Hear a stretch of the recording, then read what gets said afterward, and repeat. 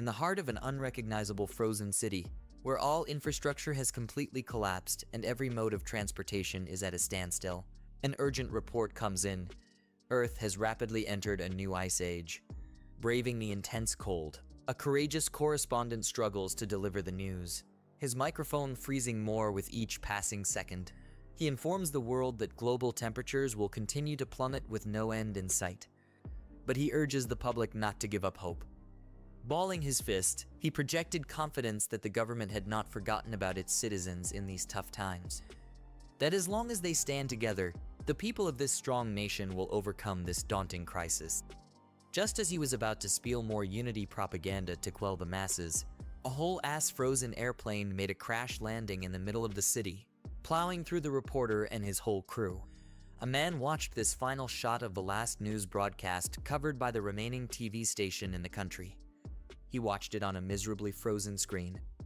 After that plane crash landed on top of the remaining news network team, the TV finally cut into static. No more overcast news coverage of what's happening outside. The room of our protagonist, Han Feng, painted a picture of someone who tried to fight but finally gave up. He did not even bother cleaning up the mess of what little supplies he had left. The area around his entrance is filled with boxes of useless stuff and dwindling provisions. Outside, someone had been knocking quite hard and calling his name in a panic. Finally hearing the incessant calling of his name, Han Feng stood up from his filthy, frozen apartment, took a steel bat modified with some nails, traces of blood still visible on its surface, and walked towards the door. Han Feng was gaunt. He had the combination of the thickest possible winter wear, but it was not enough to stave off the cold. He slowly and carefully peeked at the peephole to see who was on the other side of the door. Who he saw shocked him. It also excited him a little bit. It was a woman he was very familiar with before the Ice Age even kicked in. She also had her thickest winter wear on, but standing outside, exposed to the elements, made her face red and her body shiver uncontrollably.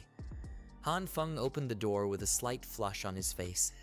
The woman's name is Hyona, and he has no idea what she is doing outside of his door. Still holding the bat, he urged her to come inside where it was warmer and safer. These days, the outside world has turned into a dangerous, lawless land. Hyona swung the door open wider to enter Han Feng's relatively safer room. The next thing you know, she was already grabbing him by the collar and pushing her lips onto his. Her little bonnet even fell with how fast she moved. Han Feng was surprised, but he did not pull back, and his cheeks got even redder. This deep and passionate kiss went on for way too long, if you ask me. But let our boy get some of that sloppy kiss action in the middle of an abandoned hallway outside his home. When they separated, both Han Feng and Hyona were breathing heavily, their tongues still out, spit still dribbling. The world is ending, and this is what they're doing. Totally understandable. Realizing what just happened, Han Feng pulled back and asked what had gotten into this woman that she would just grab him and kiss him the second he opened the door. Still trying to catch her breath, she confessed that she had a realization that Han Feng was the man that she truly loved all this time. Tears were starting to form in the corner of her expressive eyes while telling him that he was the one she was supposed to be with all along. It takes a crisis to see someone's true colors, to see who really cares for you, who will be there for you, no matter how hard things get. Speaking of hard, Hyona wanted to prove that what she was saying was the truth by taking Han Feng's hands and putting them against her chest to feel how fast her heart beating. She promised that she would be willing to do anything just so they could be together now. Hearing the word anything wiped out any semblance of rationality in our boy's brain. All the red flags turned green. To finally seal the deal, Hyona started pressing her thighs against Han Feng's flagpole while grinding and pulling him closer. He did not stand a chance at all. The world might be encased in ice and supplies might be low, but he was heating up like never before and something was rising in the lower regions. Han Feng looked at Hyona's eyes as she caressed his cheeks tenderly. He confessed that those words she just said meant the world to him.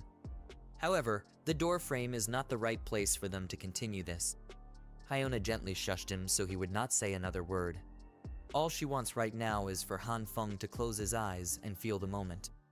Against his logical mind, Han Feng did what she asked. Now that his eyes were closed, he asked what was supposed to happen next.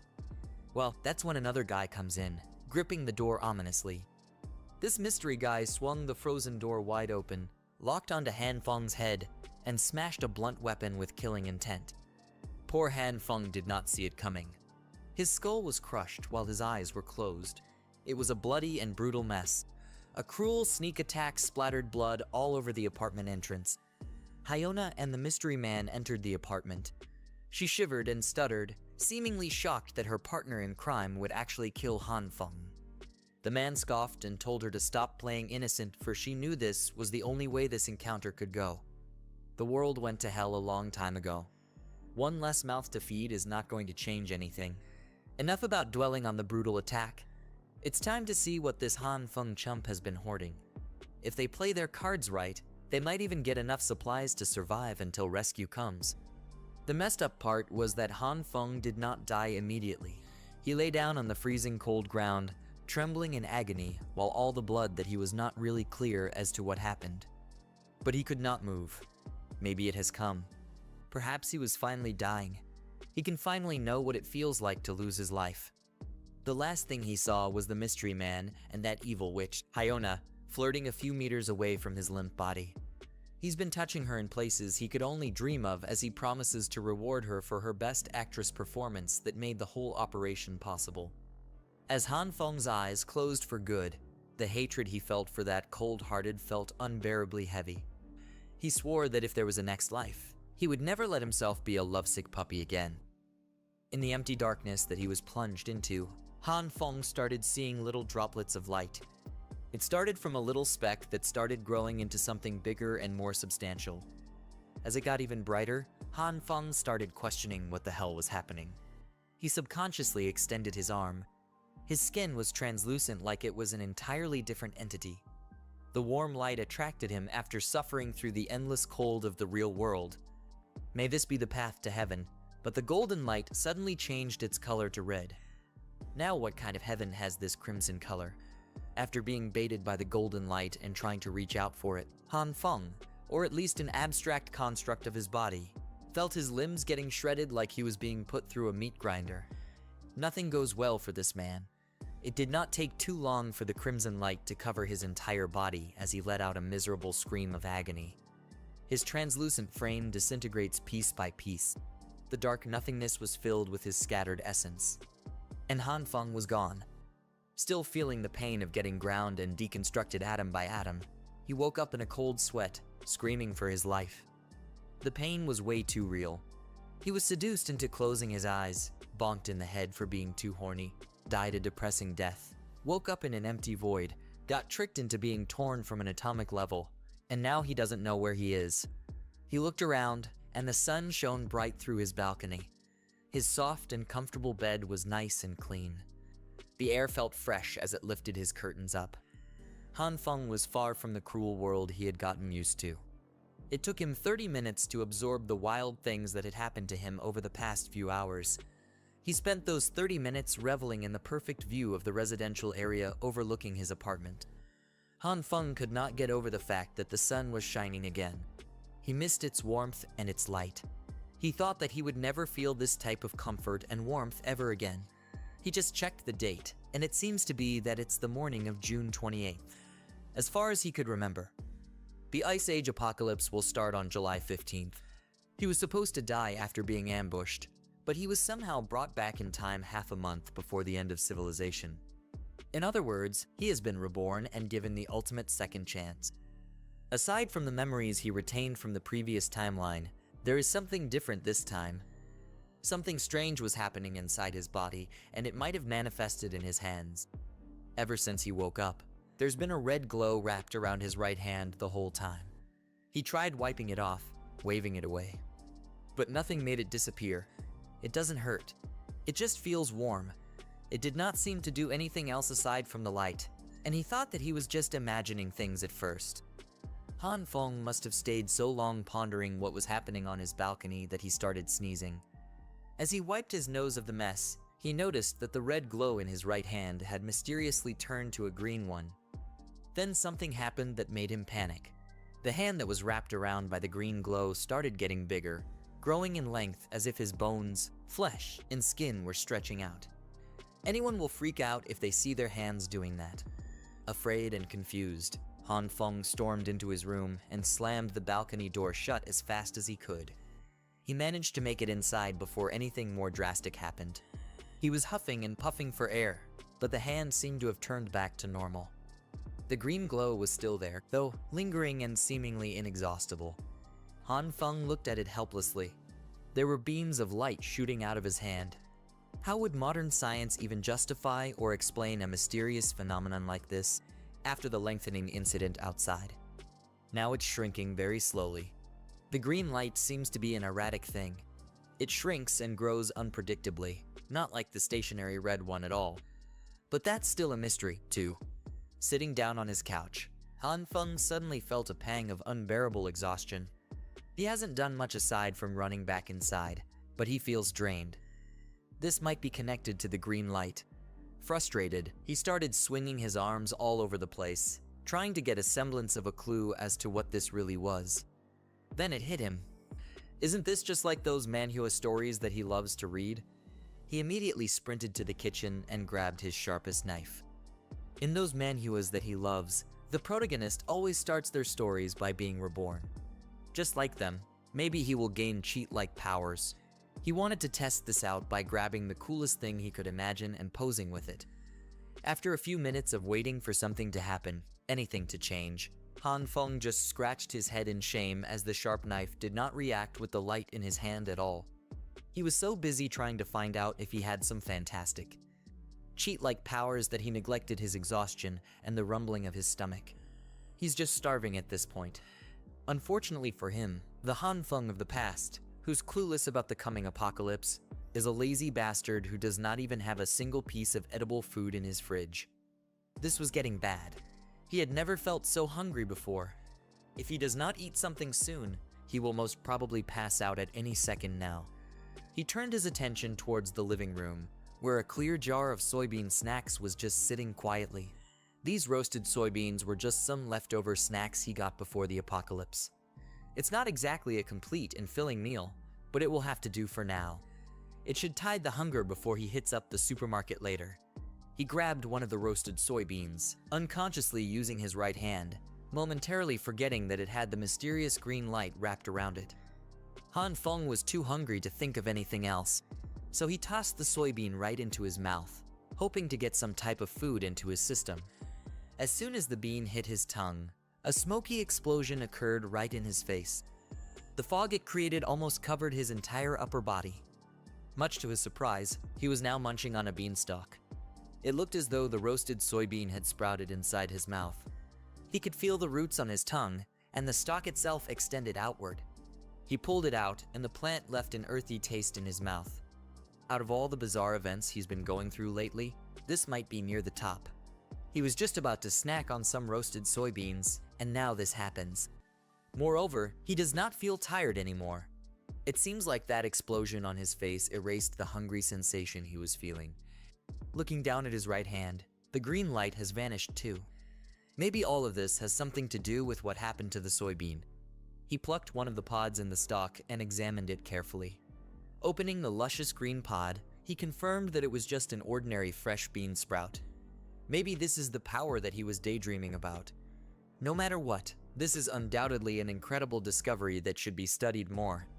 Still, he can't really research anything while worrying about dying of hunger at any moment. Right now, he has a bigger fish to fry in the form of stocking up on supplies before the end of the world. As everyone knows, for the first time in a long time, Han Feng could walk out of his apartment to feel the sun on his skin and hear the birds sing. He could walk amongst the bustling crowd of people in the commercial district, minding their own business instead of holing up in their homes, fearing the cold. Han Feng was in deep thought as he walked to his destination. Let's get this straight. First, the red glow around his hand has turned to green. The green light shrinks and grows his limbs, making his heart beat faster and super tired. When he touched the soybean snacks, it sprouted into a whole stalk. Looking at his right hand with more questions than answers, he wonders just what kind of power has been bestowed upon him by who knows who. He continued his contemplative walks casually until he heard a familiar sweet voice calling his name that would have melted him before, but would make his blood boil now. Han Feng did not realize it right away, and turned around to see who was calling him by name. It was that evil witch that got him brutally killed, Lee Hyona. She flashed her wide smile. Her makeup was on point, hiding her rotten personality. She asked if Hanfong was out shopping too. She even employed her expert witch tricks, appearing as pretty as humanly possible while commenting about how it's like fate that they ran into each other in this place. Hanfong hasn't really had the chance to digest everything that has happened yet. But seeing Lee Hyona out in the wild is starting to bring back the bitterness he held onto until his final breath. Lee Hyona used to be the goddess of his dreams for 3 long years. He was a simp that did everything in his power to make her happy.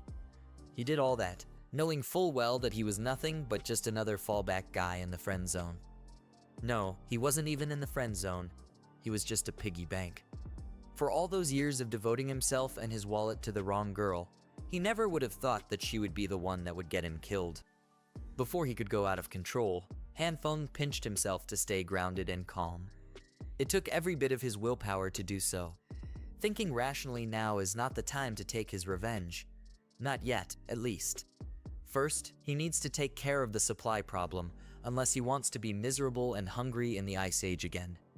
Lee Hyona walked closer and waved her hand around his eyes while asking what he was spacing out for. This has never happened before.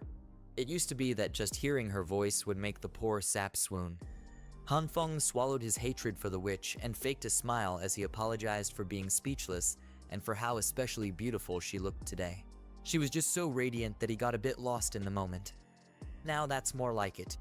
Lee Hyona coyly laughed and asked when he got so smooth with his lines like that. Her lips lifted to a slight and confident smirk, thinking that he got this boy eating at the palm of her hands. So, she went for the heart kill shot with the most adorable pose in her arsenal. Lee Hyona invited Hanfeng to go shopping together, but they had run into each other anyway. Now, there is a limit to how much time Hanfeng could face her without losing control of his rage.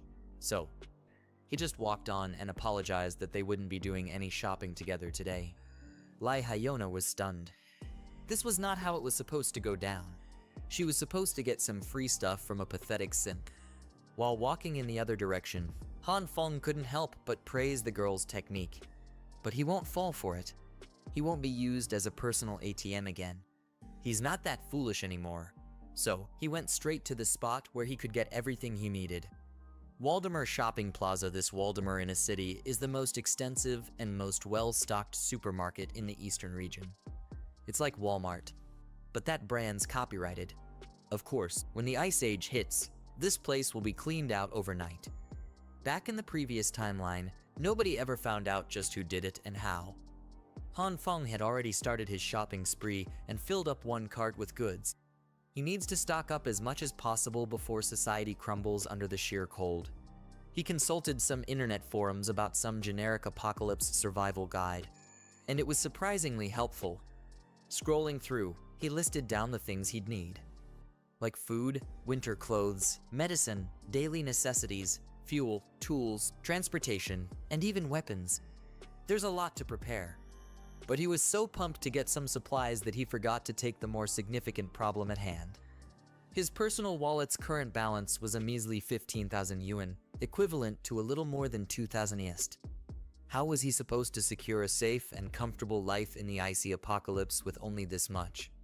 He's going to need a lot more cash for everything that he will need. At that moment, a message notification popped up on his phone. A notification that might be Heaven's way of telling him to calm down.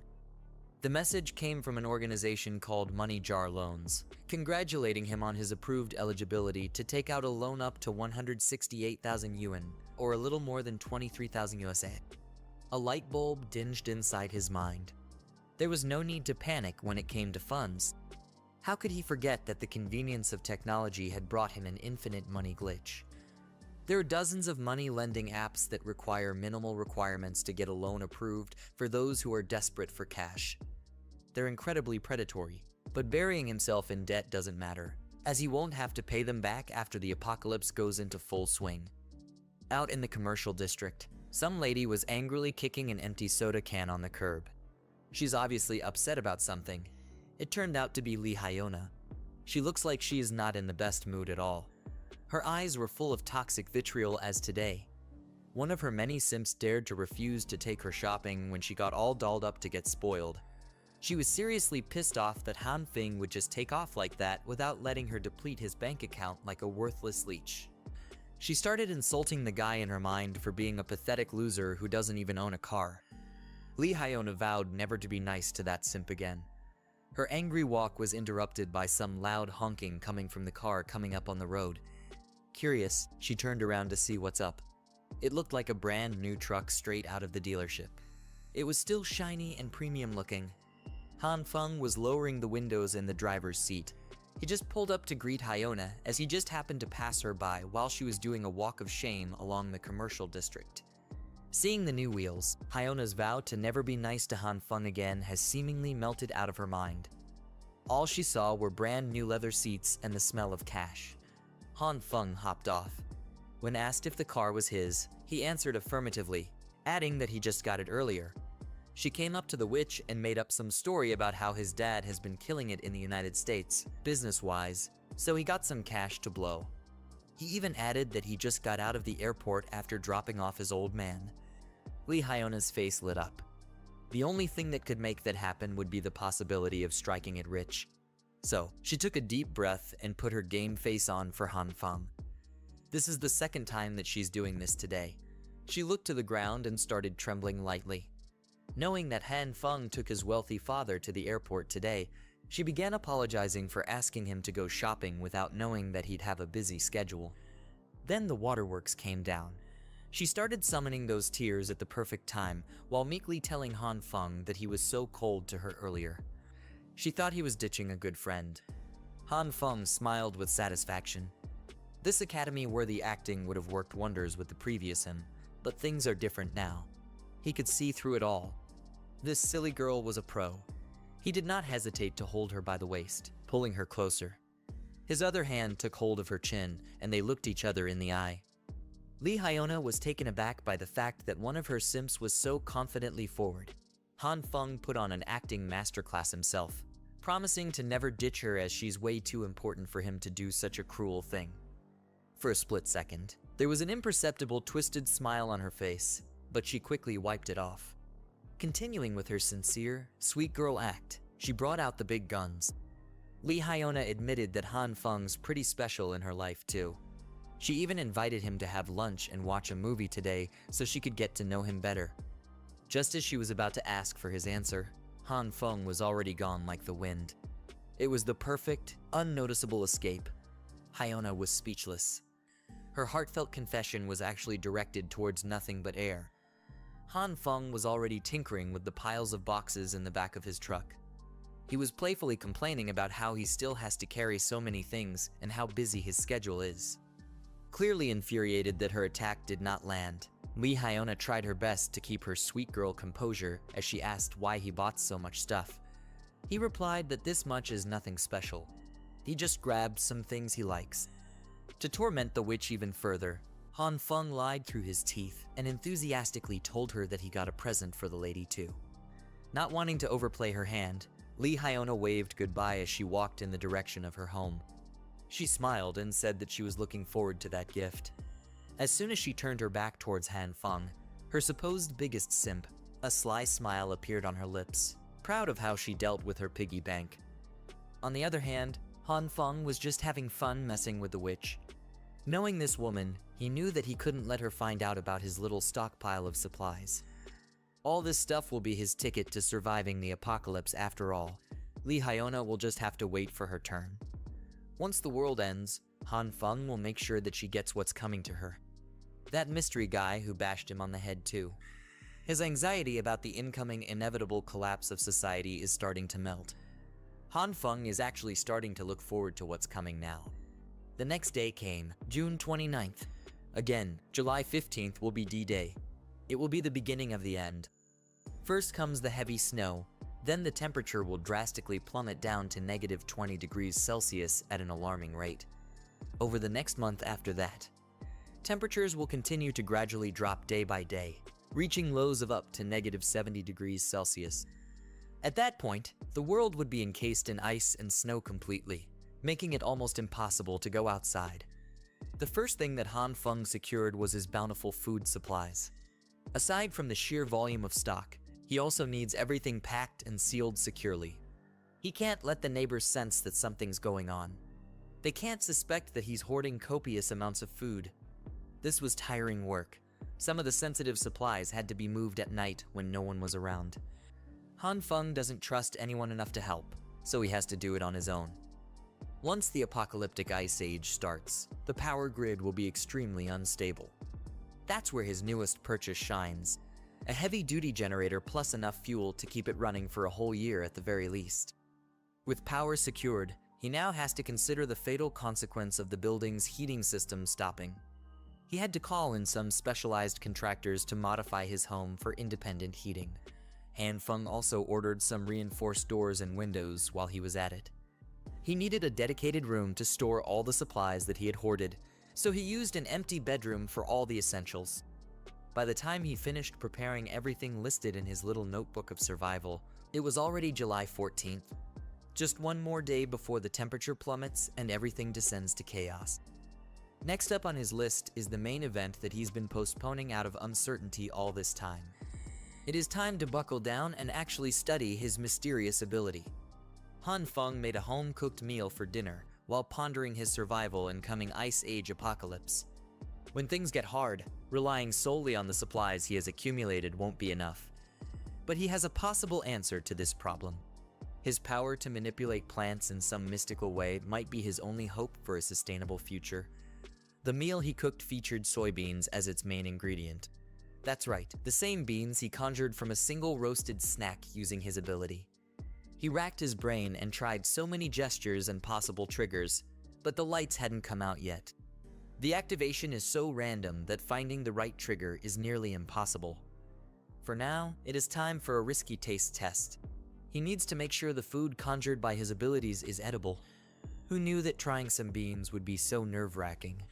Han Feng got through half the plate of his beans with no apparent problems at all. Even the soy milk passed the taste and safety test. While chewing on his lunch, the confirmation that his ability could provide edible food was game-changing. At least this proved that he has the ability to theoretically spawn food. The next step is the harder and more trial and error based one. He needs to figure out how to actually use the red and green lights and make them appear according to his will. So far, he has only tried it on soybeans, but what would happen if he could use it on other things? Opening his newly stocked fridge, Han Feng steeled his resolve to experiment and see if his ability would work with other plants too. The testing period stretched from midday until the sun was about to set. Han Feng did not know that as he passed out in the middle of experimentation. As he slowly opened his eyes, he noticed that he was gripping something tightly in his right hand. A green vegetable of some kind. A massive broccoli. Slowly getting up from the floor, he could not be bothered by the absolute mess that was in his kitchen as the pain in his head was hellish. It felt like something was pounding from inside his skull. He has to take note of this sensation in the future. This power of his takes a severe toll on the mind and the body, and it cannot be used without restrictions unless he wants to pass out and wake up with a migraine every day. After getting up, he immediately got a spoonful of his beans to refuel again. He might have pushed himself to the limit today, but at least he learned something vital about this mysterious ability of his. A few hours ago, before he blacked out, he neatly arranged a diverse selection of produce on the kitchen floor. He tried using his power on a bunch of them after he managed to activate the green light. Some root crops like potatoes did not react to his green light at all for some unknown reason, but not all of them were duds. Some of the crops grew from the seeds into full-blown plants like the soybean stalks. Wheat was one of those, and some neither stayed the same nor grew into full-blown crops. They just exploded in his hands like mini-bombs. It was a frightening experience that caught Han Feng off guard. After those explosions, the plants would turn into a substance that looked like coal but was very light. This development was certainly outside of his expectations. Thankfully, he could find some decent use for these inedible black substances. They are used to heat the space like coal when put together in a container and lit up. Coming from a future where heat was a luxury, Han Feng would gladly take these little balls of warmth. No more worrying about staying warm in the future, After a bunch of explosions, he tried many more times and failed most of them. He just kept chucking those black balls into the bucket one by one. When he got into some seeds he bought, he chose to take a more meditative stance while forcing himself to focus on controlling his breathing. After a few minutes of intense concentration that left him sweating bullets, he finally got the most significant success in this experiment. A gigantic broccoli shockingly appeared in his grasp. Before his eyes gave out and his consciousness went lights off, he remarked that the success rate of this method was still way too random. Then his body hit the floor. Thankfully, he was sitting on the tiles already, so the fall wasn't too bad. Now he's awake and his belly is full of beans. He played around with the broccoli while thinking long and hard and still failing to find any patterns to this ability. But he can't give up. There has to be some kind of principle behind how this ability works. There are still too many unknowns, but he made some decent progress today. At least now he has some understanding of the activating conditions of the lights. Who would have thought that the key to activating the bizarre skill lies in his very own consciousness? All he has to do is enter a meditative trance. His method involves imagining himself out in nature in his bare form, free from the constraints of human civilization. In other words, buck naked. In his mind palace, he walks on the ground with bare feet. His soul's making direct contact with the soil where life grows. Sunlight kisses his skin as all life around him harmonizes. Just like Adam in the Garden of Eden, his body and mind are both part of the natural world.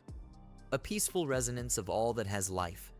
Once he enters that state of mind, he slowly opens his eyes and a familiar green glow appears once again. This ability of his is directly connected to his consciousness. Working from that concept, he could freely call on the green light. Now that he's done with all the plant samples with a low success rate, it's time to move on to a different type of specimen. The target of the second experiment would be all kinds of meats this time around. So he slowly brought his right hand wrapped with a green light towards a juicy slab of meat. He already half expected it, but it's still disappointing that there were no reactions at all. Maybe the green light only works on plants. Thinking that the gentle approach might not be effective, Han Feng grabbed his meat and squeezed hard while praying that his right hand would work its magic. After a few minutes, he had to accept that nothing would happen. You could see the defeat and dejection in his tired eyes. That was when he thought of the sensation he felt while meditating. In a trance, he could sense two distinct colors, the red and green lights. Throughout the experiments, he hasn't tried using the red one yet. Grasping the primary trigger function of his ability, he only has to concentrate on bringing that red light out of his consciousness. While still holding the meat, he closed his eyes and tried to reach for the other ability lying dormant inside his system. After a little while, a spark of red light finally made an appearance on his right hand. With that initial spark, the glow swiftly wrapped around his hand. Surprisingly, it also wrapped around the piece of meat. It looked like it was creating some sort of bubbling reaction at the meat's surface. A few seconds of intense concentration later, Han Feng opened his eyes to a putrid pile of hardened dark red sludge that looked like it came right out of hell as the red light subsided. He immediately threw that vile thing on the ground out of sheer disgust. You would undoubtedly do that too, in his position.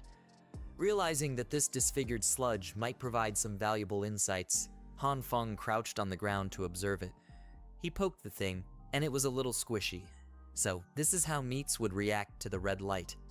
It might look revolting, but the texture and overall feel point towards the possibility that the meat got cooked or something. Was this really all the red light can do? Heat things up?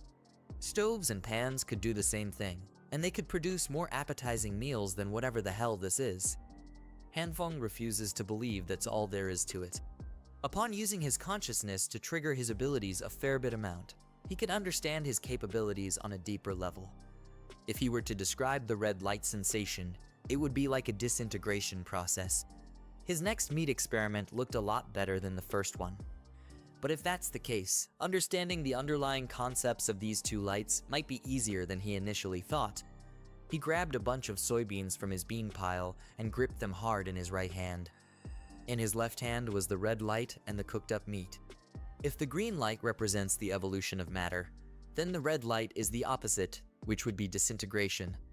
Since he's already testing out some confusing concepts, what would happen if he combined the green light grasping beans and the red light grasping meat? The result was an even bigger reaction than he was expecting.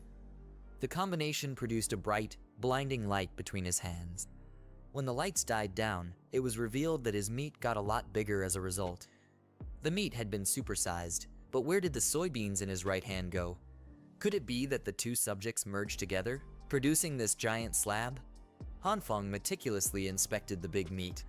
No matter how you look at it, it's undeniably incredible. It looks, feels, and smells exactly like real meat, but even fresher somehow, gaining some confidence that he's getting a lot better at this superpower thing. He decided to go for some more experiments. After a few hours, he was back to square one once again. His kitchen floor was filled with charred remains of meat and crops. He frustratedly threw a tantrum and everything he tried failed miserably. Getting all that exasperation out of his system, Hanfeng sat up and took a deep breath. He'll just pause the experiments for now. He can always just take his time to figure out its deeper intricacies later. Anyway, today was still a productive one, even though he ended it on a bitter and charred note. Hanfeng can already see the future if he can just successfully master this mysterious power. There's no doubt about it. With infinite resources, he would be the man standing at the pinnacle of this post-apocalyptic world. It's his dream, so he could put some sweet muscles in his image. Speaking of power, he might have forgotten one of the most important aspects of survival. Food alone is not going to cut it in the coming days. He will be completely vulnerable with all this loot if he doesn't have a decent weapon to defend himself. He swiftly took the various crops littered around his floor. He has to hurry and find himself a weapon before the temperature goes on a nosedive. Looking out the window, it seems like the initial stages of the apocalypse have already started. Snow is beginning to fall from the skies. It's here. The public might think this is just a typical snowy evening, but it's not. Just like the previous timeline, it really is happening. The collapse of modern civilization is commencing. Heading outside, Hanfeng fears that the temperatures will drop to 45 below within the week. He needs a gun and fast. But buying a gun in this country is illegal. And he doesn't exactly have any connections to the criminal world. That's when he overheard a scandalous man yelling and boasting that he's a construction guy with millions riding on every project. The dude was bragging to a passerby that he knows the infamous Lao Wang from the Shigang Lida group. They're so close. They're practically brothers. Hanfeng thinks he's seen this thug before. A dumbass with an exaggerated fashion style, blinged out with jewelry of questionable authenticity, and over-the-top streetwear. A guy who offers everyone cigarettes for some reason. Around this area, people refer to this bleached-haired, cigarette-loving thug as Homeless Joe. Homeless Joe's real name is Lai Zi. He likes it when people call him Brother Lai, and he lives in Hanfeng's neighborhood. He's reputed to be in charge of contracting projects and knows everyone around the area. If you offer him some cigs, he won't accept any other brands as he only smokes Huazi. Other brands make him cough. He's always helping his big brother with projects and looks forward to going to saunas. In reality, this bum does not have a proper job. But he always acts so busy. You often see him walking around while on a call, shouting out deals worth 20 million or 10 million as if he wants everyone to hear how successful he is. The guy is a deadbeat, but Hanfeng can see that maybe Homeless Joe has the necessary connections to get what he so badly needs. So, he approached the thug, referring to him as Brother Lai and saying that it's been a long time since they have seen each other. Hanfeng waved with an awkward smile as he was uncertain how this guy would respond. Brother Lai annoyedly asked if they knew each other as he walked closer. Being younger than Lai, he introduced himself as Zio Han, kind of like saying little bro. He swore that they'd met a while ago, so I must have forgotten. The thug complained that he's been swamped with work lately, so he can't be blamed for his bad memory. But he was pretty receptive to talk. Hanfeng was being overly cautious as he was about to ask for something very illegal. He surveyed the area, looking from left to right to make sure that no one could hear what he was about to say. Then, he came up to Brother Lai and directly asked for the weapon that he needed to defend himself in the coming days. Lai jumped in fright and asked what he would need a gun for. That's not a good sign. Feeling like a guilty criminal, Hanfeng still had to push through this as he couldn't think of anyone else who could help him with his problem. Lai started speaking seriously, wanting to clear something up before they got any further. He insisted that his organization does not engage in any illegal activities and that guns are serious business. He hinted that he had the connections for it, but he was not one to mix ordinary people up with something dangerous. Han Feng pushed the thug's questionable Louis Vuitton bag out of his face and insisted that Brother Lai got it all twisted. He was just inquiring about some firearms for self-defense, as he has been involved in some nasty personal grudge. And so, Han Feng started lying his ass off with a story that he was making up as he spoke. According to him, one day while riding his bike to work like usual, he ran into an old man who was just spitting everywhere on the bike line. It was so gross, and to make matters worse, the wind carried one of those disgusting globs of spit right into Han Feng's face when he was just minding his own business. Angered by the revolting old man, Han Feng threw his bike to the side and confronted the old man. What did the bastard do, you ask? The asshole decided to spit on him again while he was airing out his grievance. He could not take it anymore and brought down some street justice on the disgusting old man. He gave the guy a good old beating in the middle of the road with everyone watching on the sidelines. As the old man left with his clothes tattered and his face messed up, the bastard swore that he would get back at Han Feng for this humiliation. The very next day, that old man was patched up and waiting for Han Feng on the usual bike route. This time, he had some goons with him. They beat Han Feng up quite badly and threatened to do it again if they ever saw him anywhere. His clothes were a mess. His face was bruised and his body was wounded. He has never been so humiliated in his life. That is why he wants a weapon for self-defense. That's the long and short version of it. That's the story he could come up with on the spot, and it looks like it was a very effective one. Brother Lai was fuming in anger as he imagined the nasty old jerk spitting on the road and hitting Han Feng. Such uncivilized behavior should not be tolerated. That's not really the point of Han Feng's story, but at least he's getting somewhere. Brother Lai tapped his shoulders and assured him that this vendetta would be taken care of. He assured Han Feng that he's got our boy covered. He will just make a call to his big brother right now, and they'll fetch that gun. Han Feng was starting to doubt if he made the right decision in approaching this guy. With all that tough talk, Brother Lai invited him to go to the station and hop on the bus with him. His excuse was that his Panamera was being serviced in the shop, so he couldn't drive to the headquarters. Han Feng assured him that transportation wouldn't be a problem. He has his car parked right to the side, after all. The brand new vehicle immediately caught the eye of this hype beast bum. On the drive over to his big brother, Lai could not stop going on and on about how Han Feng is living the good life and asked how much this new ride costs. It was about $700,000 of borrowed money. As he casually gave directions to turn left at the next intersection to reach the alleged office, Brother Lai kept on snapping pics of himself sitting in the new leather seats. His social media handle was Handsome Spicigai, and tonight's post was a picture of his dumbass face with a caption complaining about how his SUV seat is still too hard to sit in on, account of it being new. They pulled up to one of the seedier parts of the city. Some tough-looking guys were camped outside, complaining about the messed up weather. You can't blame them, though. It went straight from summer to hardcore winter overnight. Seeing some crisp-looking wheels pull up, everyone turned to whoever was about to exit that car. Seeing that it was Lai Z, they flocked towards him to ask what was up. Brother Lai just told them that he had some stuff to handle with Boss Liu. The other thugs assumed that the new Tiger SUV belonged to Lai and started hassling him about the price tag. Lai did not deny it at all. He even proudly boasted that he had spent 700 grand for the car. Han Feng was not upset, though.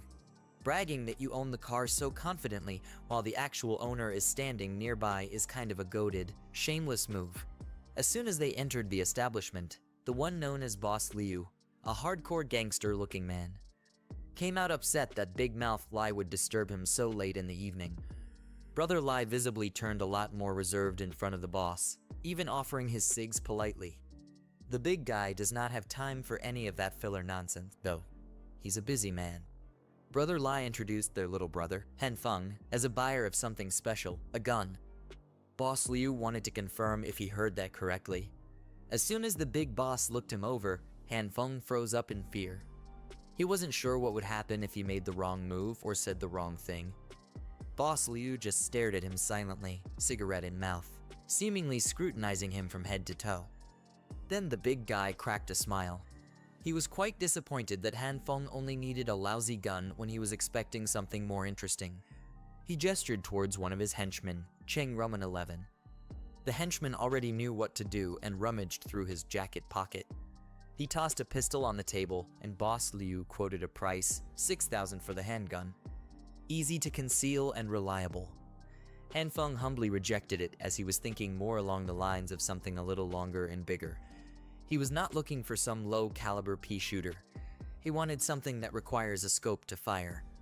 Boss Liu's expression turned grave as he stared at Han Feng intently. Our boy might have crossed the line unknowingly. He immediately shut up as if he just swallowed his tongue. The big guy started yelling about how unrealistic it is to demand a freaking sniper rifle like it was nothing. He's running a discreet business here. This is not some goddamn shopping mall where you get to pick and choose what kind of illegal product you get. Boss Liu's final offer is the pistol on the table. Take it or leave it. Brother Lai had to run some interference to try to calm the boss down. His idea of convincing the big guy to listen was to invent a backstory for Han Feng on his own. A made-up story that allegedly happened 5 years ago involving Han Feng's non-existent wife. Lai is quite a mouthy but talented storyteller. Under the relentless downfall of snow, the boss listened to his lies all the way to the end. The story must have been phenomenal as Boss Liu was so angered that he almost snapped the table in half. He kept repeating how disgusting those who had wronged Han Feng were. Apparently Han Feng had 3 kids with a non-existent wife, but it turned out that none of them were his. Han Feng just stood there and went with all the lies. Even for someone nicknamed Homeless Joe, this ridiculous story was too over the top, but it worked. Boss Liu gave his personal guarantee that Han Feng would get his sniper rifle as soon as possible. He promised that he would personally make it happen, but it might take a few days. Once again, the henchman Changzi will be arranging everything. Boss Liu wanted something semi-automatic with loads of ammo too so Han Feng could have what he needed.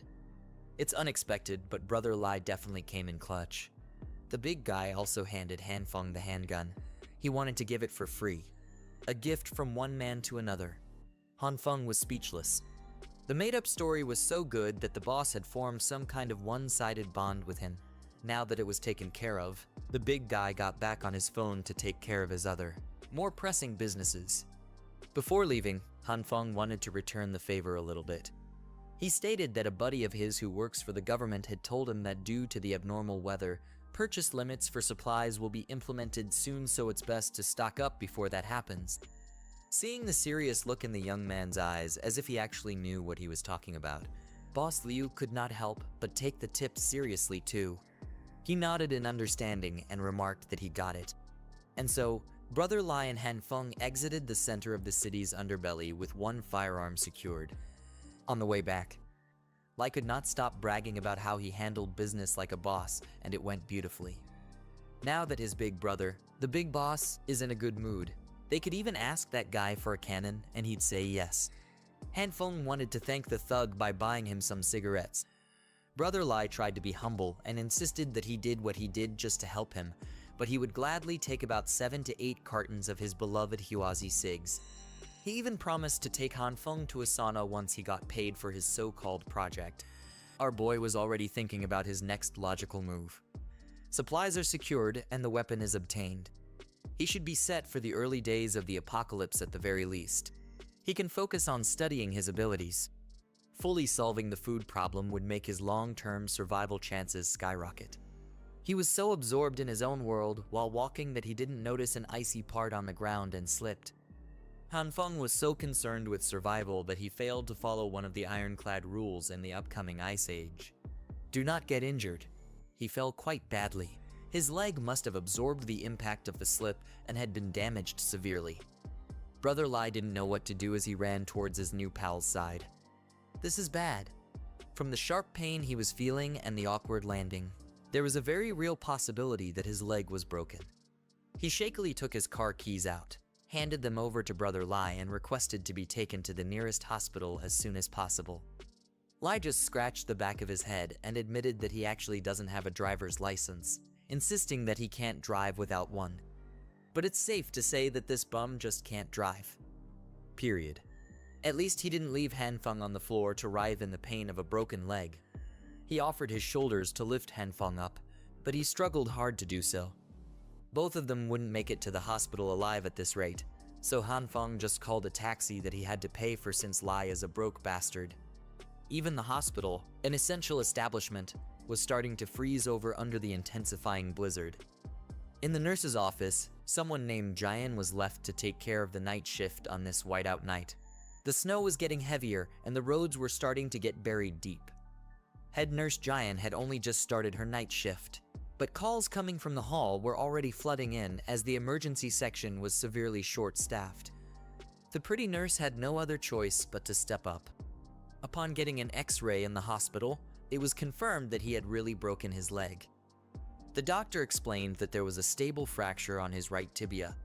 It would be easy to set, but he'd need to stay for an hour of observation before going home with his meds. This accident could not have happened at a worse time. It just had to occur before the apocalypse went into full swing. While looking at his X-ray results, Hanfeng regretted being so careless.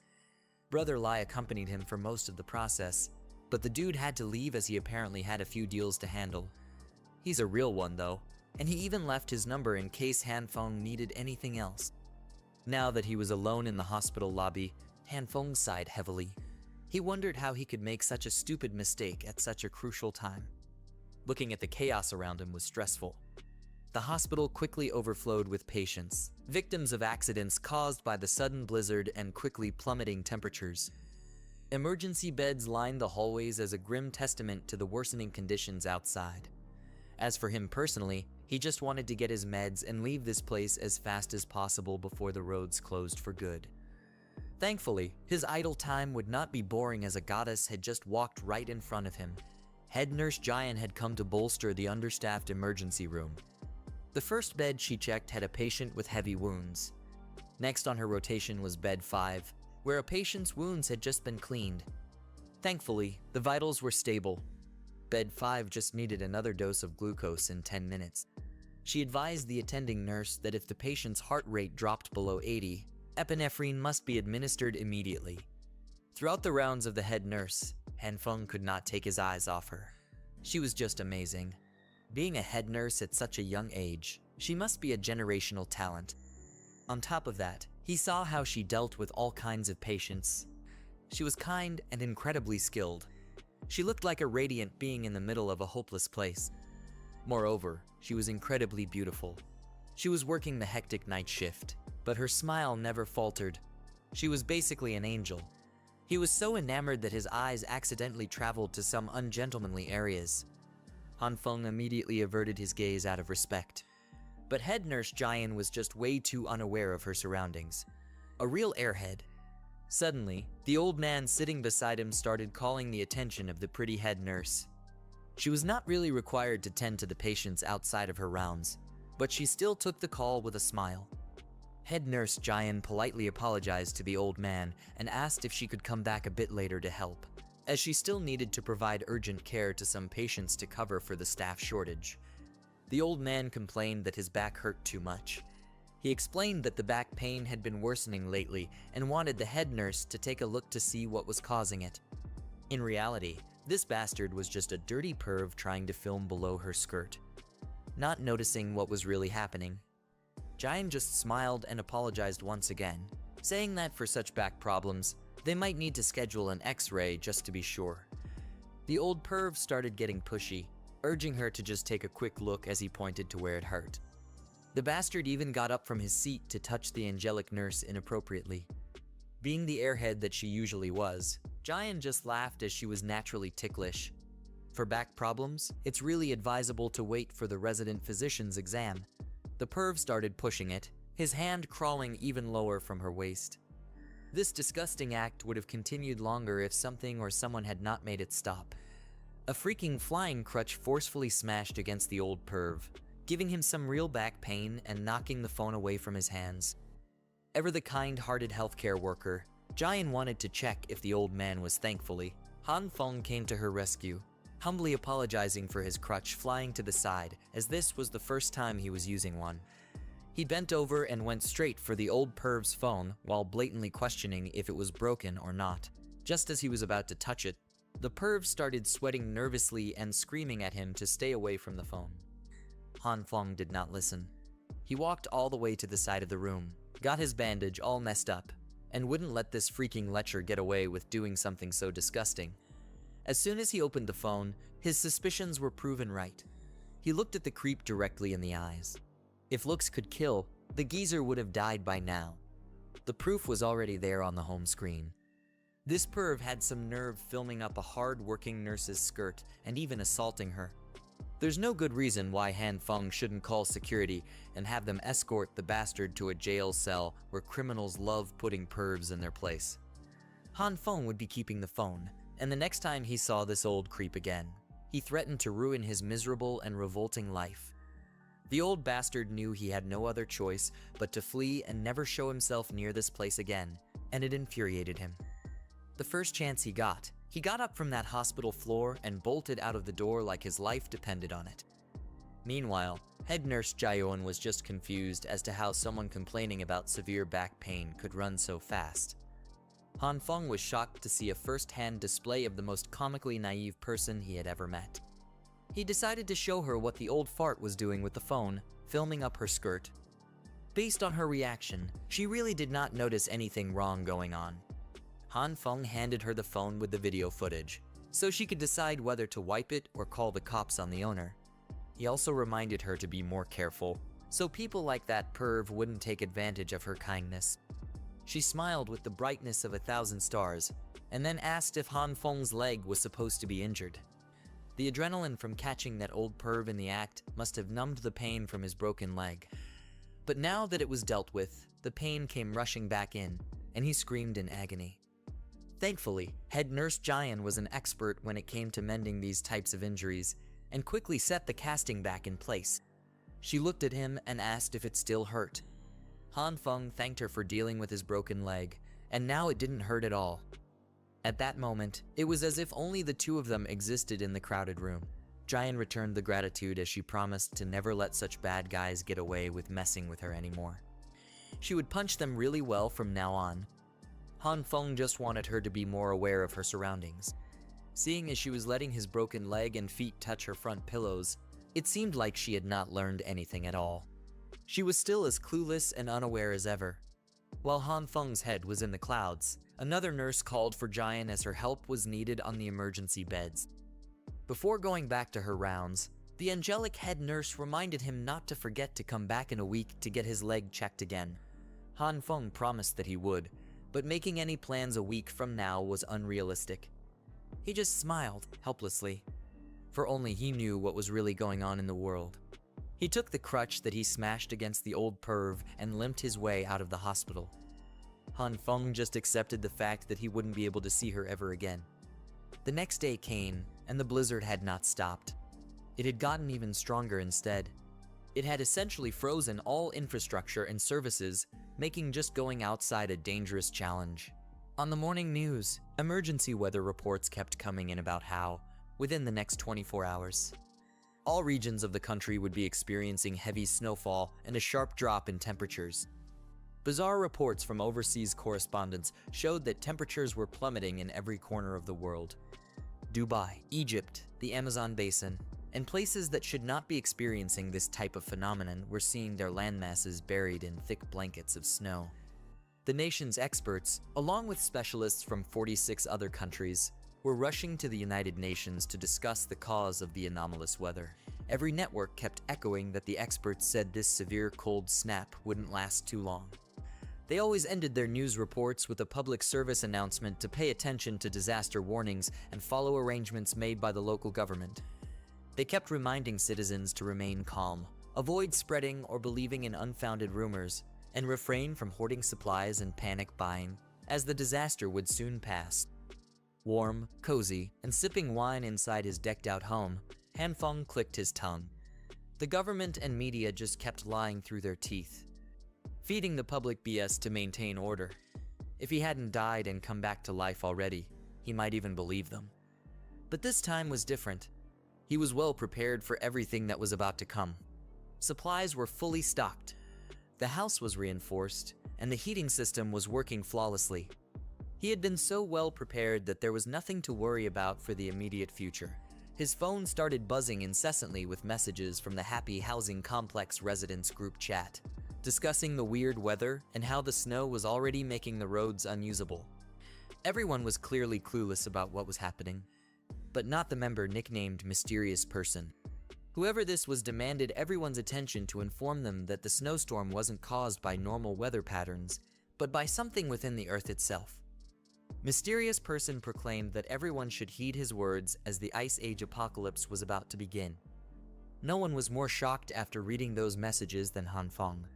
Who the hell is this Mysterious Person, and how do they know anything about the apocalypse? After seeing the enigmatic messages from the Mysterious Person in the Housing Complex group chat, Han Feng made a mental note to be mindful of this guy. Meanwhile, the rest of the residents were complaining and demanding the property management team do something about the snow buildup. Most of them were starting to run out of supplies and were worried that the supermarkets would be emptied out. At this point in time, the Happy Housing Complex residents group chat was like an amusement park hinging on a very delicate balance. Most tenants were putting pressure on the property agents to get out and give them an explanation for why they couldn't restock essentials due to the inaccessibility of roads. The property management team was not even at fault here, but they still apologized for not being able to take any steps on account of the raging disaster. An admission of incapability made the tenants even more aggressive. Thinking that the management was useless, they demanded that the team refund their fees. Han Feng was in the middle of this heated discussion. He knew that this was a completely meaningless fight, as the snowstorm wasn't something humans could deal with. Thankfully, another person stood out from the crowd. His voice to stop the fighting pierced through the loud chaos. It was the glasses-wearing owner of Unit 61111204. He explained that with the snowstorm being so heavy, clearing it out would be useless as it would build up again after a few hours. So instead of fighting, maybe everyone could help clear it out. If they had done that, instead of bickering, they would have been able to go out long ago. He added that the property management team was just humans. They were also helpless in front of an abnormal natural disaster. He asked the tenants if they were just looking for someone to take their frustrations out on. The angry mob immediately turned on him for lecturing them about decency. They even accused the Glasses guy of being one of the useless members of the property management team. Glasses cleared up that he was not speaking on behalf of the property management team. He was just speaking objectively and realistically. Pushing management into a corner would be meaningless and would only prolong the problem. It wouldn't get them the result everyone desired. Now that he put it like that, the people turned to Glasses for the next move. He asserted that with the current conditions, driving a car to the supermarket would be impossible. Even if they cleared the neighborhood's snow, the main roads outside might be unusable. He suggested clearing footpaths and walking over for supply runs. Han Feng couldn't quite put a finger on it, but he seemed to have some recollection of this Glasses guy, owner Zhang. In the previous life, he was a very lively person. You could see his charisma working on the group chat. Some of the tenants agreed with Zhang's suggestions, thinking that they shouldn't complicate the matter. Those who wanted to go out should clear the roads. Those who didn't should just shut up. Fighting and acting immaturely in the chat for half a day just to clear some snow was very annoying. Once everyone realized that what they were doing was cringe, the GC finally quieted down. Another person stepped up to volunteer in the clearing operation. He said he needed to hit the roads to go to his brother to discuss business worth a few million. Han Feng might not have seen a profile picture or a voice message, but that guy's manner of speaking seemed very similar to that of some gangster he knew. As soon as the first volunteer stepped up, more and more people raised their hands to join the operation, as most of them were running out of food. There was even a dazzling young lady who would brave the snowstorm, even though she was a little weaker than an average person. As for that witch, Lai Heiana claimed that she had the flu over the past 2 days, but she would still love to go down and help with the neighborhood. Han Feng was unimpressed, to say the least. He might be the only one who could see through the good girl act. Most of the men in this neighborhood knew her and would fawn over her. Some white knight immediately butted in and insisted on volunteering for her sake, when a decent amount of her fans stepped up to the plate. She thanked them for going through the trouble of cleaning up a footpath. Tired of this BS, Han Feng got out of that group chat with annoyance. But he had to admit that when it came to putting on an act, Hyun was really an expert.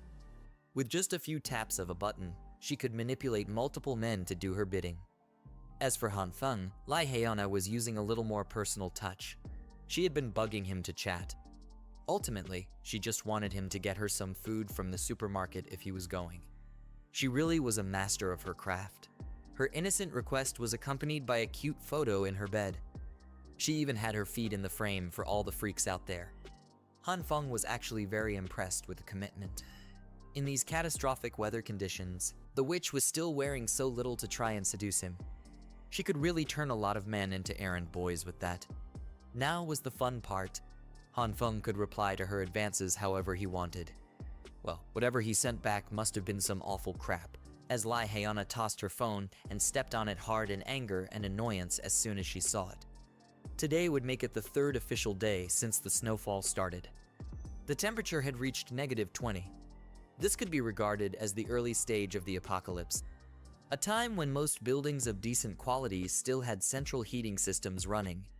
They still had the internet, and everyone was still going on with their daily lives as usual. They just needed to stay inside, just like COVID times. Hanfeng had been scrolling through videos and TikToks to pass his time as well. Based on his page, it looked like we had a certified man of culture. It had only been a few days, and he was already getting bored with the mindless indoor activities. It looked like his most significant problem in this apocalypse would be learning how to endure loneliness. It also didn't help that his leg was a broken mess. A broken bone would need at least a few months to completely recover. Just like us, Hanfeng's boredom always led back to watching videos on the internet. He came across a gruesome broadcast in the scientific column about a man who got into a brutal accident. After doctors sewed up the man who jumped from the 15th floor, they discovered that his damaged internal organs and bones started regenerating. This clickbait news story gave Hanfeng an idea. It's one that he really should have come up with a lot earlier. Why had he not thought of using his newfound powers on himself? He activated the green light in his right hand and carefully touched his broken leg with it. After a few seconds of nothing happening, the green light started dissipating. Hanfeng refused to believe that it was a bust, so he tried again. He activated the green light harder than he did before. But just like earlier, the light eventually died down with no change in his leg. It looked like he was just overthinking things. He really thought that the green light would be able to help his injury recover faster. But it seemed like the only thing it brought was irresistible sleepiness. Hanfeng eventually succumbed to the heaviness of his eyes and took a nap on the couch.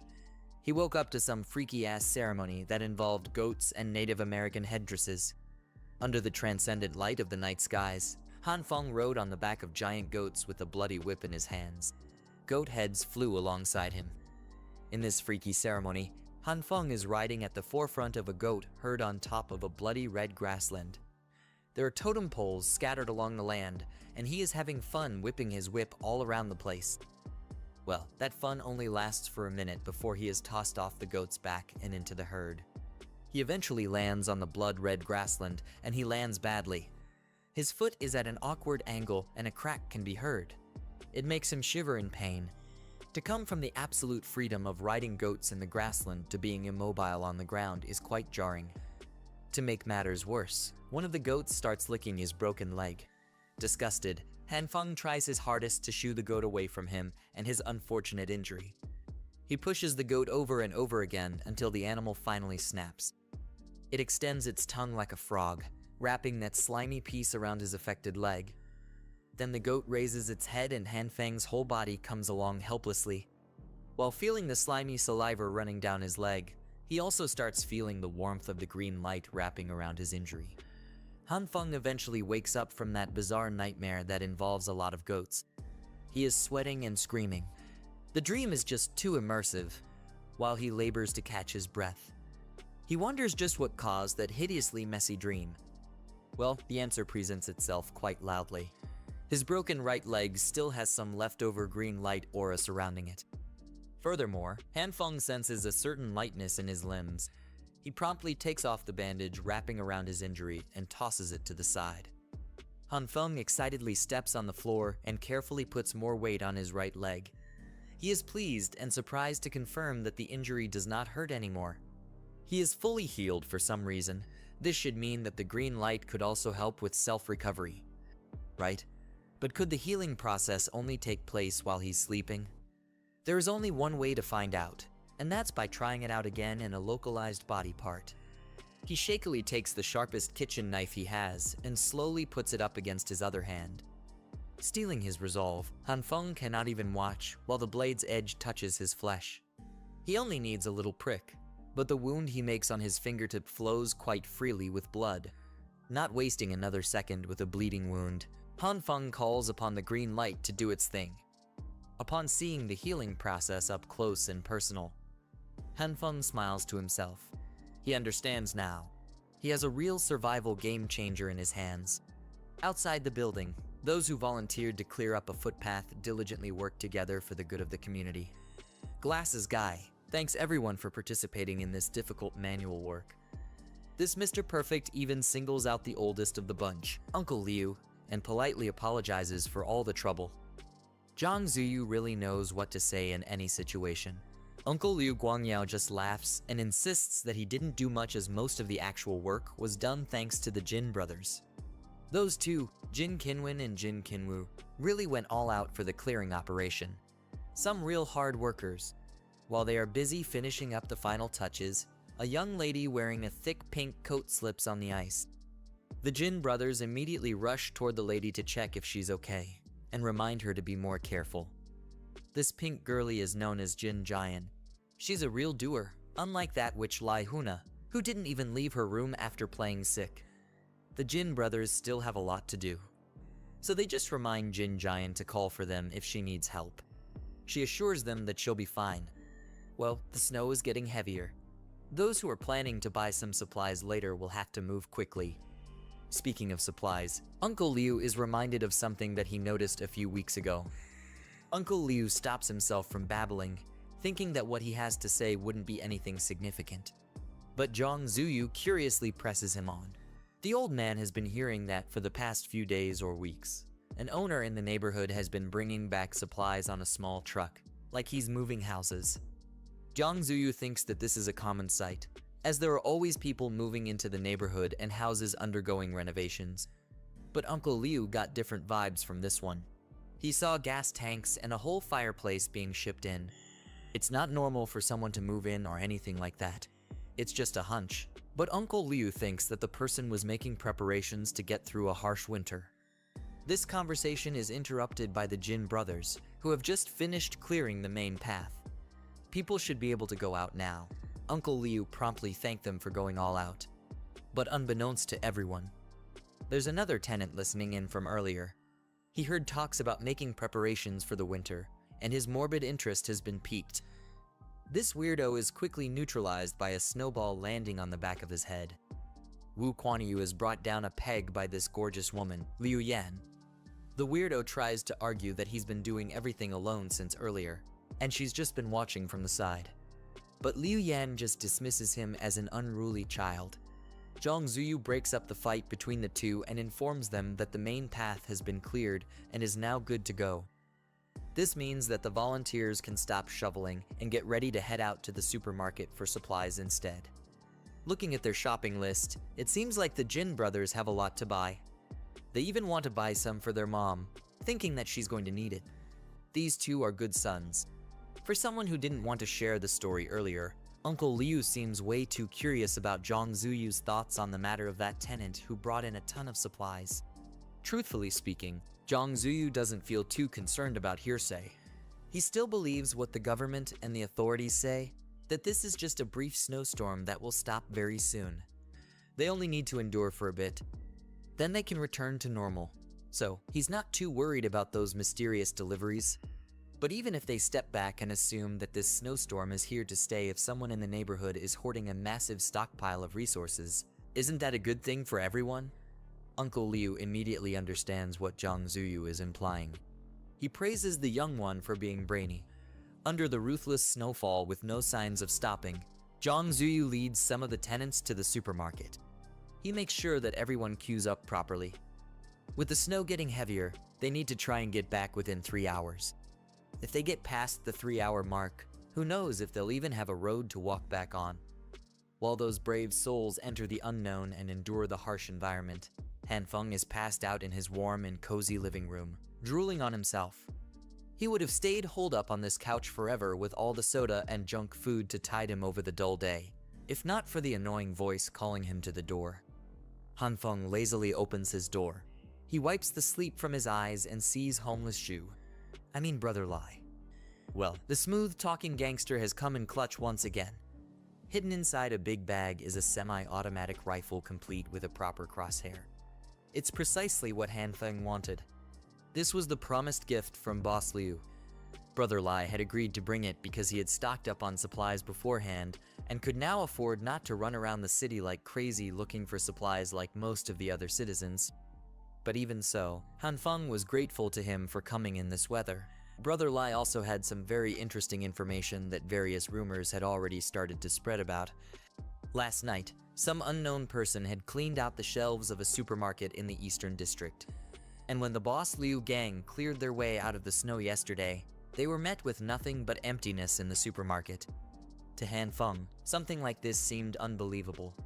To completely clean out a huge supermarket in one night, who could be capable of such a thing? However, there was no doubt in Brother Lai's words, and it had definitely happened. Han Feng was now beginning to realize that something even stranger than in his previous life was happening around him. It looked like he wasn't the only one who had gained superpowers. For a second, his thoughts were interrupted by Brother Lai. He advised Han Feng to wear more warm clothes and be careful. After that, he said goodbye and left. Finally, our hero could be alone and think things over. He kept trying to think of a logical explanation for what had happened last night. How could someone clean out a supermarket in one night? The only explanation he could think of was the theory that it could have been done by someone with superpowers from novels and comic books. Someone capable of hiding unlimited amounts of supplies in his personal subspace. The only question was, could people with such abilities exist in this world? And the answer to that question was quite simple. Since he himself had superpowers, someone else could too. This was a disturbing discovery. Now Han Feng couldn't waste a moment.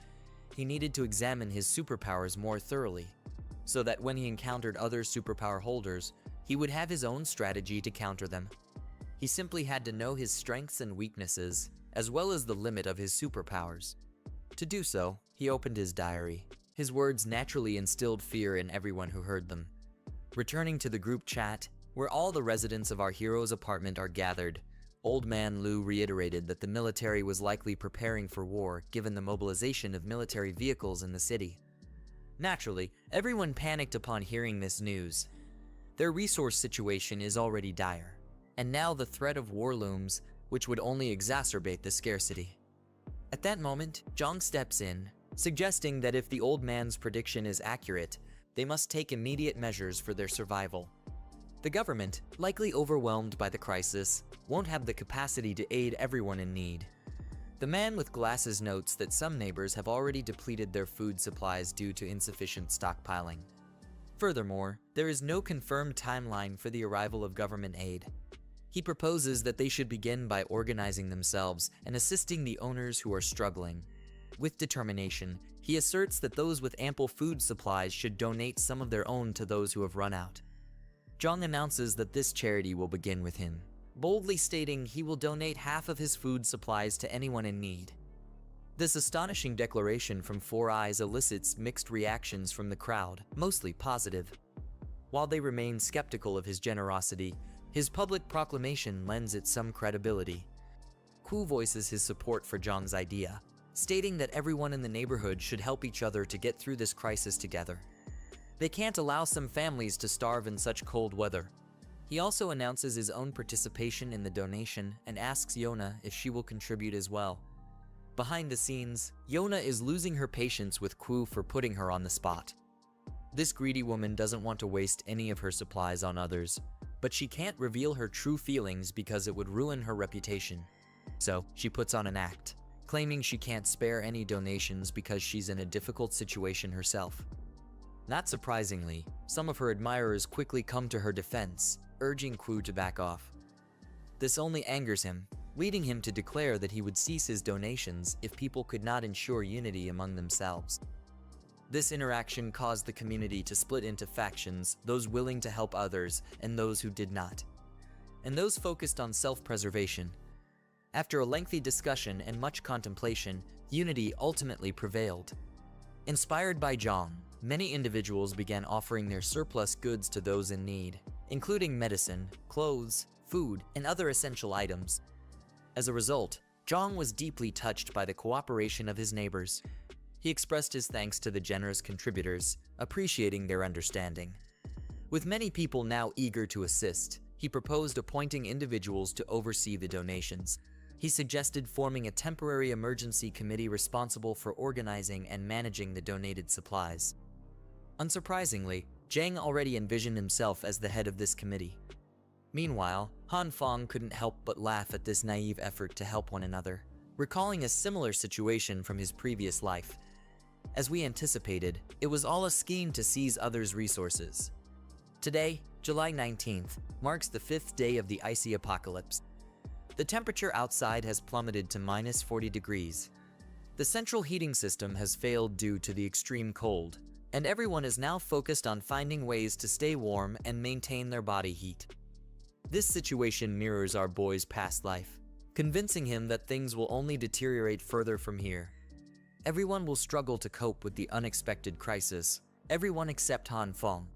While the others conserve their energy to maintain body heat and avoid freezing, Han Fong leisurely enjoys dessert and even sips ice-cold drinks.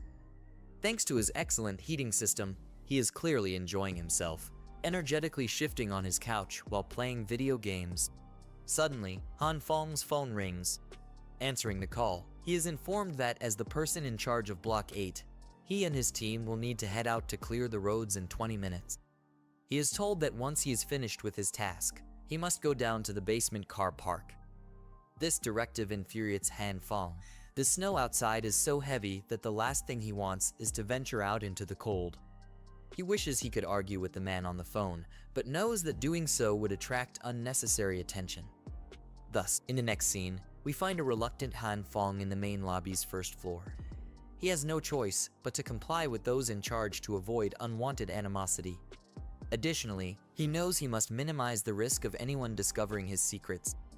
As they step outside, the volunteers notice that the entrance on the first floor is completely blocked by snow.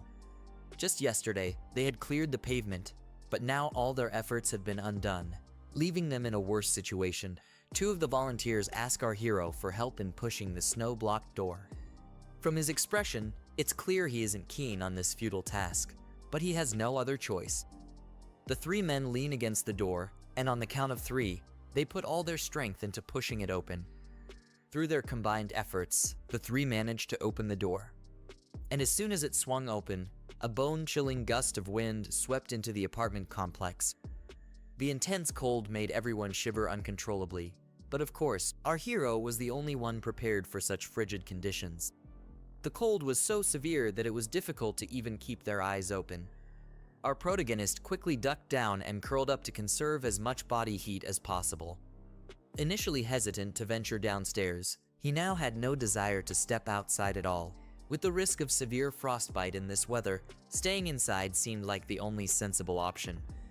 Things could get even worse, possibly resulting in death. Fortunately, our protagonist isn't the only one who had this thought.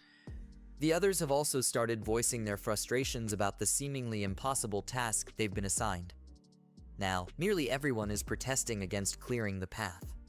Suddenly, a familiar voice breaks through the commotion, announcing the arrival of someone. Han Fong reacts with a start at the sound of the voice, and his earlier expression of despair fades away. The voice belongs to none other than Brother Lai, our favorite KH artist. He strides into the room with an air of arrogance, questioning why everyone is acting like cowards. Han Fong immediately realizes that Lai's arrival is unlikely to bring good news. He will undoubtedly urge everyone to clear the path, but the others are unwilling to act in such harsh weather. Without a second thought, they politely inform Lai that moving in this intense cold is impossible and suggest waiting until the snow lightens up. Unfortunately, Lai doesn't pay much attention. He remains undeterred, with his usual confidence. He dives into the snow and begins digging. Despite his vigorous efforts, flailing his arms back and forth, his attempts are largely ineffective. He managed to dig a hole big enough for himself and went straight through it. After a while, he started screaming for help, having become stuck in the thick layer of snow. The hole was too narrow for him to reposition or turn around, leaving him unable to get back out. The others had to pool their efforts to rescue the foolish con man. By the time they extracted him from the snow, his complexion had already turned purple, and he was perilously close to freezing to death. They quickly shut the door to keep out the biting wind. If Brother Lai gained anything from his ordeal, it was a clear demonstration of how impossible it is to clear a path through such conditions. Our boy quickly tended to Lai, keeping him warm, and then asked if he was all right.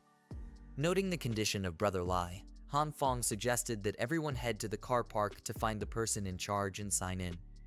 After that, they could decide what to do once the snow stopped. Our boy pointed out that the severe snowstorm made the situation too challenging to be resolved with just manpower. In the parking lot, a crowd had gathered around Zhang. The reasonable man acknowledged that the snow was too heavy to clear a path at the moment and proposed waiting for the storm to subside before taking any action. He also mentioned that the basement parking area would serve as the designated point for donations and resource collection.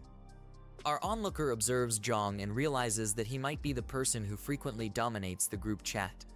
He has now identified Zhang as the mastermind behind the scam committee in both his previous life and the present one.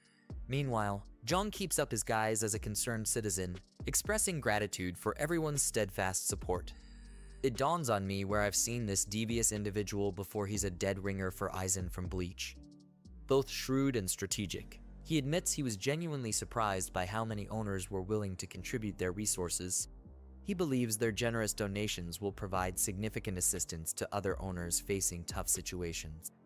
As a result, he feels he can never fully express his gratitude.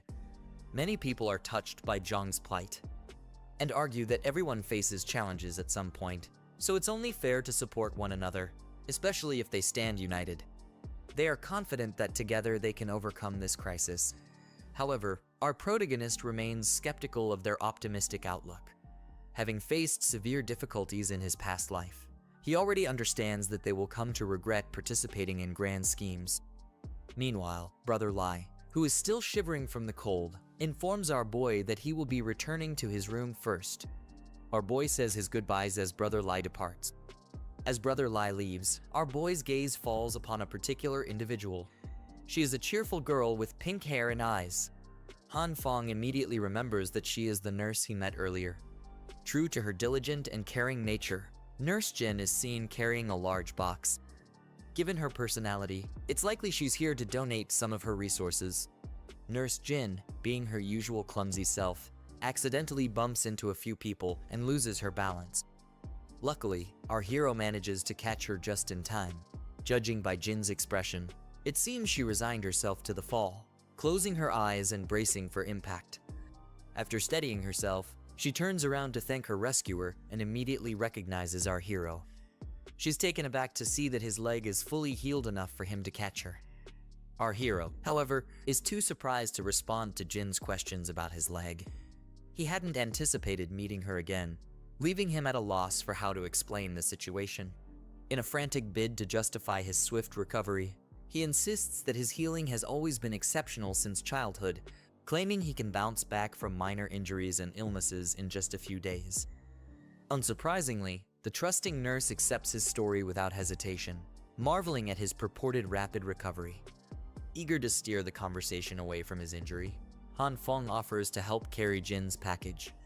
At first, the nurse politely refuses, not wanting to impose, but our hero insists, saying it's his way of repaying her for taking such good care of him. Han confidently claims that he's strong and can easily handle the package. However, when Nurse Jin hands it over, he nearly collapses under its weight. Trying to maintain his composure, he asks what's inside the box. Nurse Jin explains that it's mostly medical supplies, and she's planning to donate them to those in need. She then inquires if the package is too heavy and offers to take it back if necessary. Despite Han Fong's clear struggle, all the weariness melts away at the sight of the nurse's sweet smile. Jin then mentions that she's actually stronger than most guys, so it's perfectly fine for him to let her handle the boxes.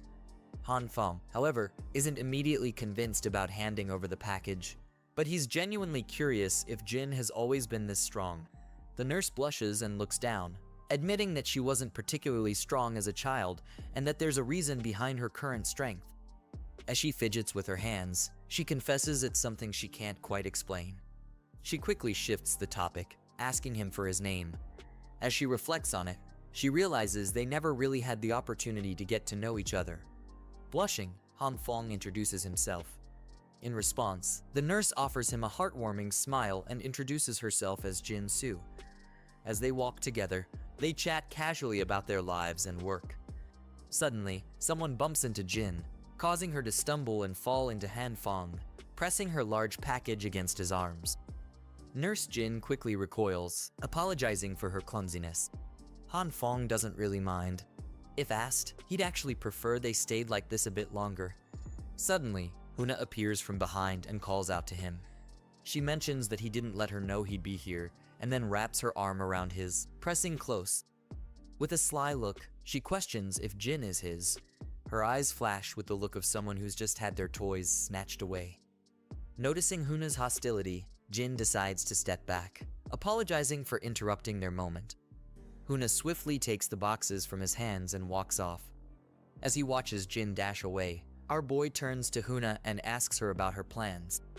The shrewd witch explains that she came to the parking lot to pick up some supplies, and since he hadn't reached out to her earlier, she's also concerned that something might have gone wrong. Trying to talk his way out of the situation, our boy scratches his head and claims he was just about to send her a message. However, Huna isn't convinced and becomes a bit jealous of Nurse Jin, noting that he seemed to be enjoying a chat with her. Shifting the conversation back to the matter at hand, Huna sees the chance to ask if he has any extra resources to spare. She mentions that she's almost out of supplies, so she's hoping Han Fong might share some with her. He smirks when he hears this. She might still believe he's infatuated with her, which gives him the perfect chance to stir things up. Han Fong responds that he doesn't have much food left, but is willing to share with Huna if she responds to the message he sent her a few days ago. He then leans in closer, suggesting she come over to his place and spend a few days with him. Han Fong even gives her a hug, putting on a charming playboy act. Naturally, Huna is taken aback. Her eyes widen in surprise as she looks at him. She steps back and says she didn't quite understand what our boy was asking. At the moment, if he wants to discuss it, they can always chat online. Of course, we all know she's just putting on an act. In response, Han Fong turns away, losing interest. Since Huna isn't on board with his mischievous plan, he feels there's no reason to continue the conversation. However, the opportunistic person grabs our hero's clothes, stopping him from leaving. In a soft and hesitant tone, she mentions that she feels Han Fong has changed recently and adds that she has always been sincere with her feelings. However, she doesn't want to give the impression that she's with Han Fong solely for his money. So she asks our guy for some time to consider his proposal. Han Fong, on the other hand, appears both surprised and pleased that Huna is taking his offer seriously. But in reality, our guy is glaring at her with intense anger. If he hadn't already experienced death once, he might have been deceived by Huna's falsehoods. Right now, he just wants to tear away her deceitful facade and reveal her true nature. He also remembers the accomplice who played a part in taking his life. He regrets not discovering the identity of his killer. However, it occurs to him that he would likely repeat his past actions, waiting for Huna and her boyfriend to attack him again so he can get his revenge. Returning to the present, Han Fong tells Huna he was only teasing her to gauge her reaction. Surprised by this revelation, Huna hadn't anticipated Han Fong resorting to such underhanded tactics. Han Fong then grips both of Huna's arms and looks her directly in the eyes, stating that he will be waiting for her honest response. He'll still be delivering some food to her tomorrow. After hearing this, she flatters him, telling him he's the best before leaving him on his own. As she turns away, she suggests they can always chat online. With a sly grin on her face, she walks away, knowing she's once again played him for a fool and can now get more from him. What she doesn't realize is that Han Fong is also smirking, aware that while Huna expects the supplies by tomorrow, it looks like he might not deliver after all. The following day, the storm intensifies, blanketing nearly every building in a heavy coat of snow. Meanwhile, our protagonist's phone is inundated with messages from Hunter repeatedly requesting the supplies she was promised. With each unanswered message, her frustration becomes increasingly evident. Despite the constant buzzing of his phone, our protagonist remains blissfully unaware as he enjoys a delicious pork meal. While others struggle to find anything to eat, he savors his pork chop with carefree contentment. As the days went by, Han Feng continued to experiment with his abilities with the food supplies he had. He sat down and was enjoying a meal. Well, he said that he had confirmed two things. The first was that meat couldn't be expanded limitlessly, and the second was that, like soybeans, meat could be produced limitlessly as well. With that, he had enough meat to last him for all eternity. Every time a stalk of beans sprouted, he would use half of it to grow more beans again, and he would only consume half of it. Han Feng used the same practice when cultivating meat as well. Under the two kinds of light, half a piece of steak with a few soybeans could produce a full piece of steak. As the process continued, it would yield more and more steak over time. After that, he conducted numerous tests and was satisfied that he wouldn't have to worry about having something to eat in the future. On August 2nd, the 19th day of the snowstorm, a reporter was giving the news in the midst of the catastrophic weather. He said that he was on Badu Hithai Island in Maldives, which was 78 kilometers from the equator. The average temperature there had lowered to around -42 degrees. The snow engulfed all the buildings and all the structures around them. The entire island had almost been completely engulfed in the snow, and the ocean was freezing up at a speed that could be observed with human eyes. According to the reports from expert readings, the ice layer had already reached 55 centimeters deep, and the situations in other countries were very similar as well. Han Feng watched the news and knew that the real situation was far worse than what the media was portraying. Suddenly, a huge explosion went off, and it startled him. He went to his window and looked at what was happening outside.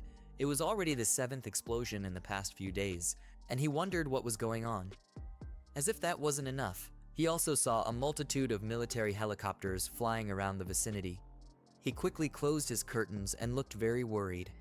He thought to himself that the situation outside was also a cause for panic for the owners.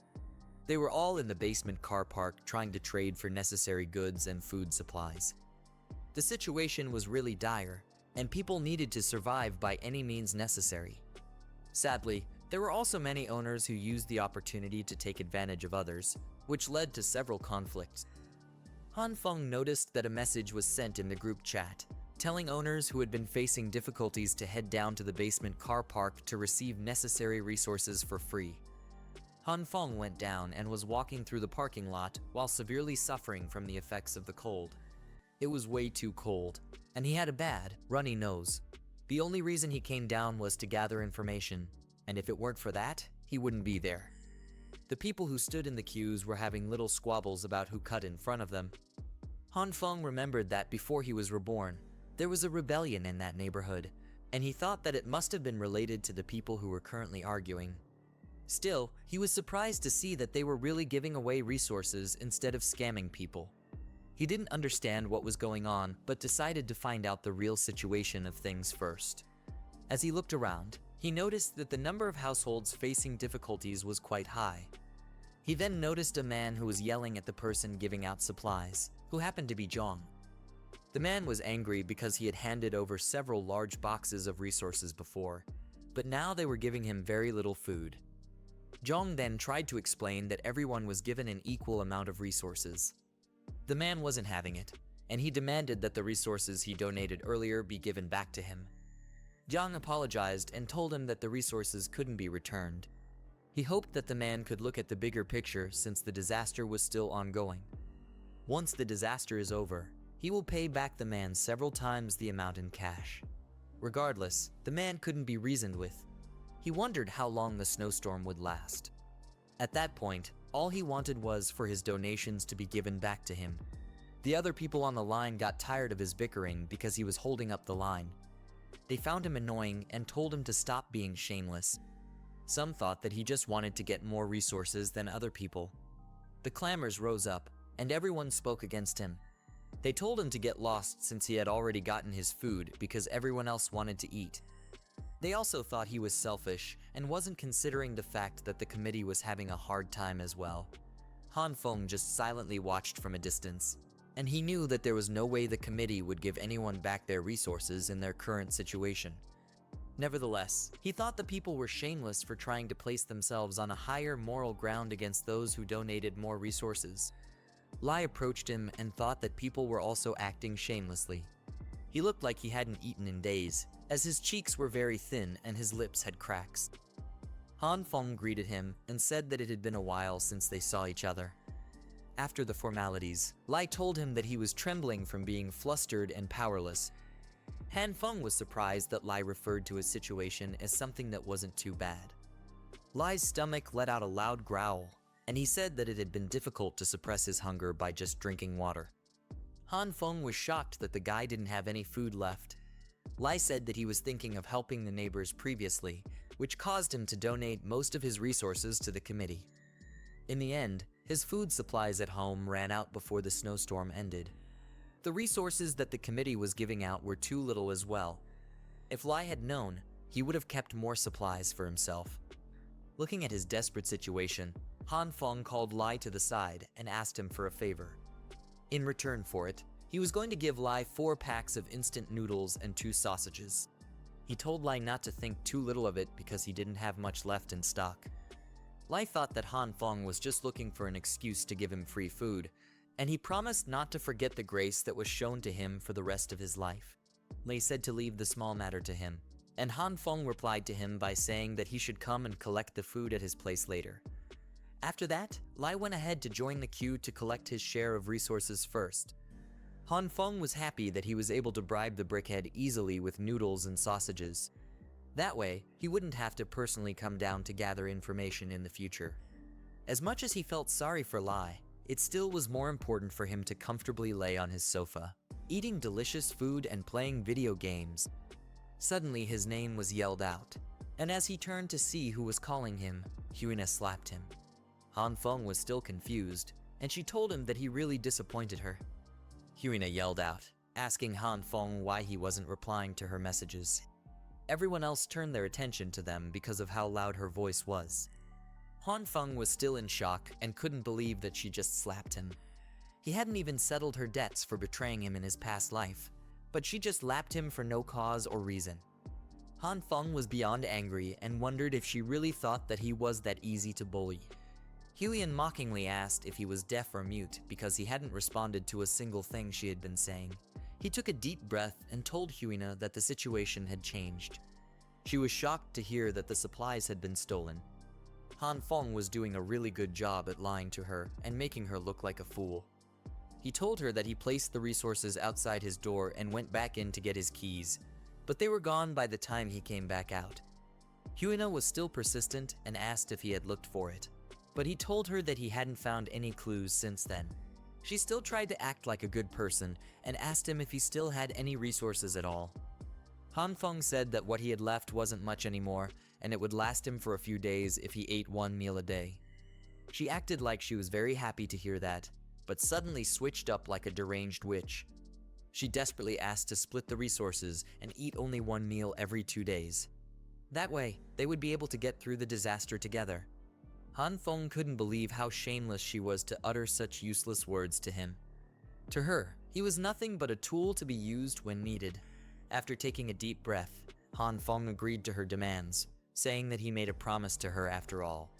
She thanked him and asked him to bring it down for her. Han Feng said it would be done later at night and told her that he would send a message when he was done packing them. She turned to head back and told him to go back home as well so that he doesn't catch the flu. Han Feng looked fed up with the witch as he bid her farewell and told her to wait till nighttime. That night, the blizzard was blowing violently, and the buildings had slowly started to freeze up. Huiyan had sent countless notifications to Han Feng, saying that she was at his lobby and asking when he was coming down. She wondered what he could have been doing because he wasn't replying to her messages or picking up her calls. She sat by the wall and was slowly freezing to death while waiting for him. Huiyan wondered if she was going to get stood up again, but hoped that it wouldn't be the case. Her terrible situation doubled down because the lift had also stopped working. With no other choice, she took the stairs and started climbing up to Han Feng's apartment. She cursed him out and said that if it weren't for the resources, she wouldn't be looking for him. Huyen barely had any strength as she climbed the stairs because she had been starving for a few days. She got to the 16th floor and was almost there when she noticed that the emergency lights were also broken. She looked up and saw a strange, shadowy figure above her, and the person was holding on to something. Clenching her chest and calming her racing heart, she asked the person to identify themselves. The person then dropped the bag that they were holding, and it went straight for her head. As it landed on her, the lights suddenly came back on.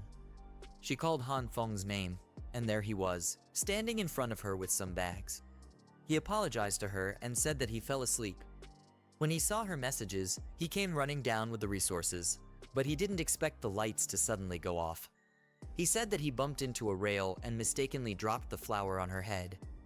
Hyuna was furious and asked if he was a pig, also saying that he couldn't do anything properly. She was completely disgusted at her state and at him. Han Feng secretly smiled to himself because this was something he had specially prepared for her. Slowly but surely, he was definitely going to get back at her. He then offered her the 2 leather bags he was with, saying that those were his remaining supplies. She opened the bag and saw that every item was spoiled and already moldy. It was basically trash. Han Feng then said that he had to eat carefully to keep so much of the leftovers in stock. Huyen, on the other hand, couldn't believe the filth that he handed to her. It was so dirty, and she wondered if any of it was edible. Han Feng grabbed the bag and told her that if she didn't like it, she should give it back. Huyen was beyond desperate because she had been starving for a while. She snatched it back and told him that she never said that she didn't want it. He looked at her with pity and couldn't believe that she was the so-called goddess whom he had been pursuing with all his might. Huyen continued analyzing the items and figured that their insides should be fine even though the outside was black. She said that she should be able to eat the apple if she peeled it with a knife. There was barely anything left of the flower, but she still took it from him. At least there was still half of it left. As Han Feng went back up the stairs, he stopped to look at the foolish girl and said that the spoiled food should be enough to give her an upset stomach for a few days. It also wasn't possible to take a shower in that weather, so he said that she should let the flower stay on her for a while. As he walked back to his apartment, he noticed that there was something strange about the air. A shadow was slowly following him, so he stepped into a corner. As the person approached, he grabbed them by their jacket and slammed them into the ground. He was about to feed the person a knuckle sandwich when he noticed that it was a cute girl wearing glasses. Han Feng asked her what she was doing and if she was following him. The poor girl just lay on the floor and couldn't wait for this creep to get off of her. She didn't utter a single word and instead just stared at him. Seeing that she was refusing to speak, Han Feng threatened to tear off her clothes if she didn't say anything. Still, the girl just innocently looked at him and was silent. Han Feng saw there was no hope, and he got off her, also saying that he would let her go this time.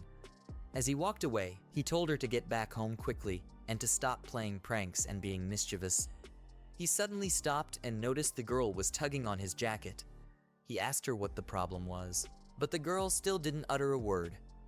Han Feng told her to stop staring like a creep, and if she wasn't going to say anything, then he would leave. The girl then pointed in the opposite direction, and he figured that she was asking him to follow her. The two of them got to her room, and he couldn't believe how huge the place was. He was also completely baffled at how much supplies the girl had prepared beforehand. She confirmed to him that she already knew the snowstorm was going to happen. The girl spoke like a dumb NEET and told him that her calculations resulted in the fact that an ice age would occur. She said that she had mentioned it in the group chat, and Han Feng realized that she was the strange outcast in the group who knew about the snowstorm. He said it was awesome, but then asked if she brought him to her house just to talk about her calculations. The girl pointed towards some screens, and Han Feng saw recordings of himself that showed when he was purchasing supplies. He got nervous and asked the girl if she had been monitoring him. As she undressed herself, she gave him the same affirmative answer. Han Feng was shocked to see the young girl's unclad body. He asked her why she was suddenly taking off her clothes, and she said she felt hot. He obviously misunderstood her and then asked her to put her clothes back on. The girl wore a big shirt instead, and they both sat down on the sofa while she used her laptop. He then confirmed that she was monitoring him because she was suspicious of him hoarding resources before the snowstorm. The main purpose of his being monitored was so that she could check if there was a possibility of cooperation between them. Han Feng then asked what the whole cooperation was meant to be. The weird crawled over and was in between his legs, which made him very uncomfortable. His face went red when he saw that her clothes were nearly revealing her backside, and he asked her what she was doing. She dragged out a generator and asked him to teach her how to use it. Han Feng was dumbfounded at the girl's request. After a while, the generator was put on, and he showed her the basics of operating it. When he was done teaching her, he asked if there was anything else that she needed. She pointed over to the other side of the room, and Han Feng began lecturing her on different equipment. He taught her how to use a heater to get hot water, and told her to remember to close the valve when she was done. Next up, the weird girl learned that she was supposed to put raw meat in the freezer, but she needed to remove the packaging first. Han Feng didn't understand how someone was so inept at basic survival skills. After that, he taught her the safety measures needed when connecting a cooking gas and told her to pay close attention to the procedures. Before he knew it, he was preparing dinner for her while teaching her how to cook and make the food more delicious. After that, a full-course meal was prepared, and they sat down to enjoy themselves. He even had to remind the girl to eat the food while it was still hot. It was as if he had become a full-time nanny, and the girl's ability to take care of herself was driving him crazy. The girl ignored him and continued enjoying the food. He nervously told her that he was kidding, but the whole ordeal was putting a serious mental strain on him. He turned to tell the girl that he was going back home once he was done eating, but she had already passed out on the table. She barely finished her food, and she fell asleep while eating. Han Feng couldn't believe the kind of person he just met. He put her on the couch and covered her before taking his leave. As he walked out, he said it was like having a child. He got back into his apartment and went to sleep. The next morning, the girl came knocking at his door, and he wondered what was going on so early in the morning. She had brought a lot of supplies for him, and he said that she was too courteous for the gesture. The amount of stuff on his door dazzled him. He then asked her if there was something she needed, and she asked him to teach her again. Han Feng didn't want to, but he still accepted to do it. After a few days of interacting with her, Han Feng confirmed that the girl was a complete idiot. It was obvious that she had lived her entire life indoors because she lacked the most general knowledge of things. Nevertheless, the girl was very interested in learning about self-reliance, and she dragged him to her house every day to teach her. As horrible as the food looked, her cooking skills had still slightly improved. Thanks to their horrible situation, many people would die to eat something like that. But if it were normal times, a dog wouldn't even eat what she cooked. Han Feng realized that he didn't know the girl's name yet and proceeded to ask. She told him that her name was True Eye of the Evil King, but he asked her to pretend like he didn't ask. There was no way in hell that he was calling her by that name in any lifetime. Meanwhile, in the car park, a fight had broken out between people who were fighting over supplies. People were trying to get their goods, and others were telling them to prove that the items actually belonged to them. It was complete chaos everywhere. Some people were prepared to die rather than hand over their resources to the bullies. Fires erupted everywhere, and they were trying to protect what was theirs with whatever weapon they could find. Others risked their lives to steal so that they would have a better chance at surviving the treacherous days ahead. The ones who weren't able to defend themselves got beat to a pulp and had their supplies taken away. Zhang walked into the place and saw the chaos that went on. When he got some blood stains on his trousers and shoes, he brought a horn and calmed down the mob with the loud noise. With the mob's attention turned to him, he asked them if they were done with their silly fights. Zhang asked them if they didn't find it ridiculous that they were fighting to the death because of the few resources that were left. They told him that he was very audacious to utter such words to them. He was the one who suggested that they donate their supplies, and they only got to receive a packet of instant noodles every few days. They told Zhang that if they didn't fight for it, then they were going to starve to death. Zhang confirmed the situation by asking if they were fighting for the last remaining supplies because the distributed resources weren't enough and the donated resources had run out. He called them ridiculous and implied that they were supposed to starve to death for their actions. He asked them to think carefully about the one who brought about the situation, and they said it was him. Jung picked up a loaf of bread on the ground and said he would help them remember. The bread, which was originally a few dollars, had been raised to tens or even hundreds of dollars by those who had abundant resources. To squeeze the people dry, a piece of bread was split into 5 or 10 pieces to auction. Jung told them that those people managed to get rich due to the disaster. Not only did they use up all their money, they were even having internal strife due to the few remaining resources. Jung said that it was ridiculous because the people who increased prices were the ones who had plenty of resources but did not donate any. They raised the prices with malice, but it was the rest who were going to starve to death. In an attempt to stir up the crowd, he asked them if the situation was fair. He used his charisma to raise their spirits and told the people to stand united to get back the resources that belonged to them. The mob felt that his words were right and that they weren't being treated fairly at all. They wondered why the ones on top had to benefit while the rest of them were being starved to death. Jung watched the mob as they got riled up and decided that they needed to get back their share of resources. They didn't see it as anything wrong. Instead, they felt that they were just taking back what rightfully belonged to them. Jung had a sly smile because he knew that his plans were working exactly as he wanted. Lai saw the chaos that had ensued and concluded that everyone had gone mad. He picked up his phone to text Han Feng and tell him that something big was about to happen. As time went by, the temperatures got worse and the ice engulfed the building. While Han Feng was lying on his couch, he heard the sound of notifications on his phone. Lai had texted him and told him that the people had gone mad. He told Han Feng that Zhang was inciting the owners to snatch resources from the rest, and they had started going from door to door, prying people's locks. Han Feng panicked because he knew that his life would be over if they found out how many supplies he had stored in his room. Lai told him not to face the mob head-on because they all had weapons. He suggested that Han Feng should hide and lay low. Han Feng nervously opened his curtain to see what was going on outside. He didn't expect things to turn out so badly, but at least he had 2 guns in case of a crisis.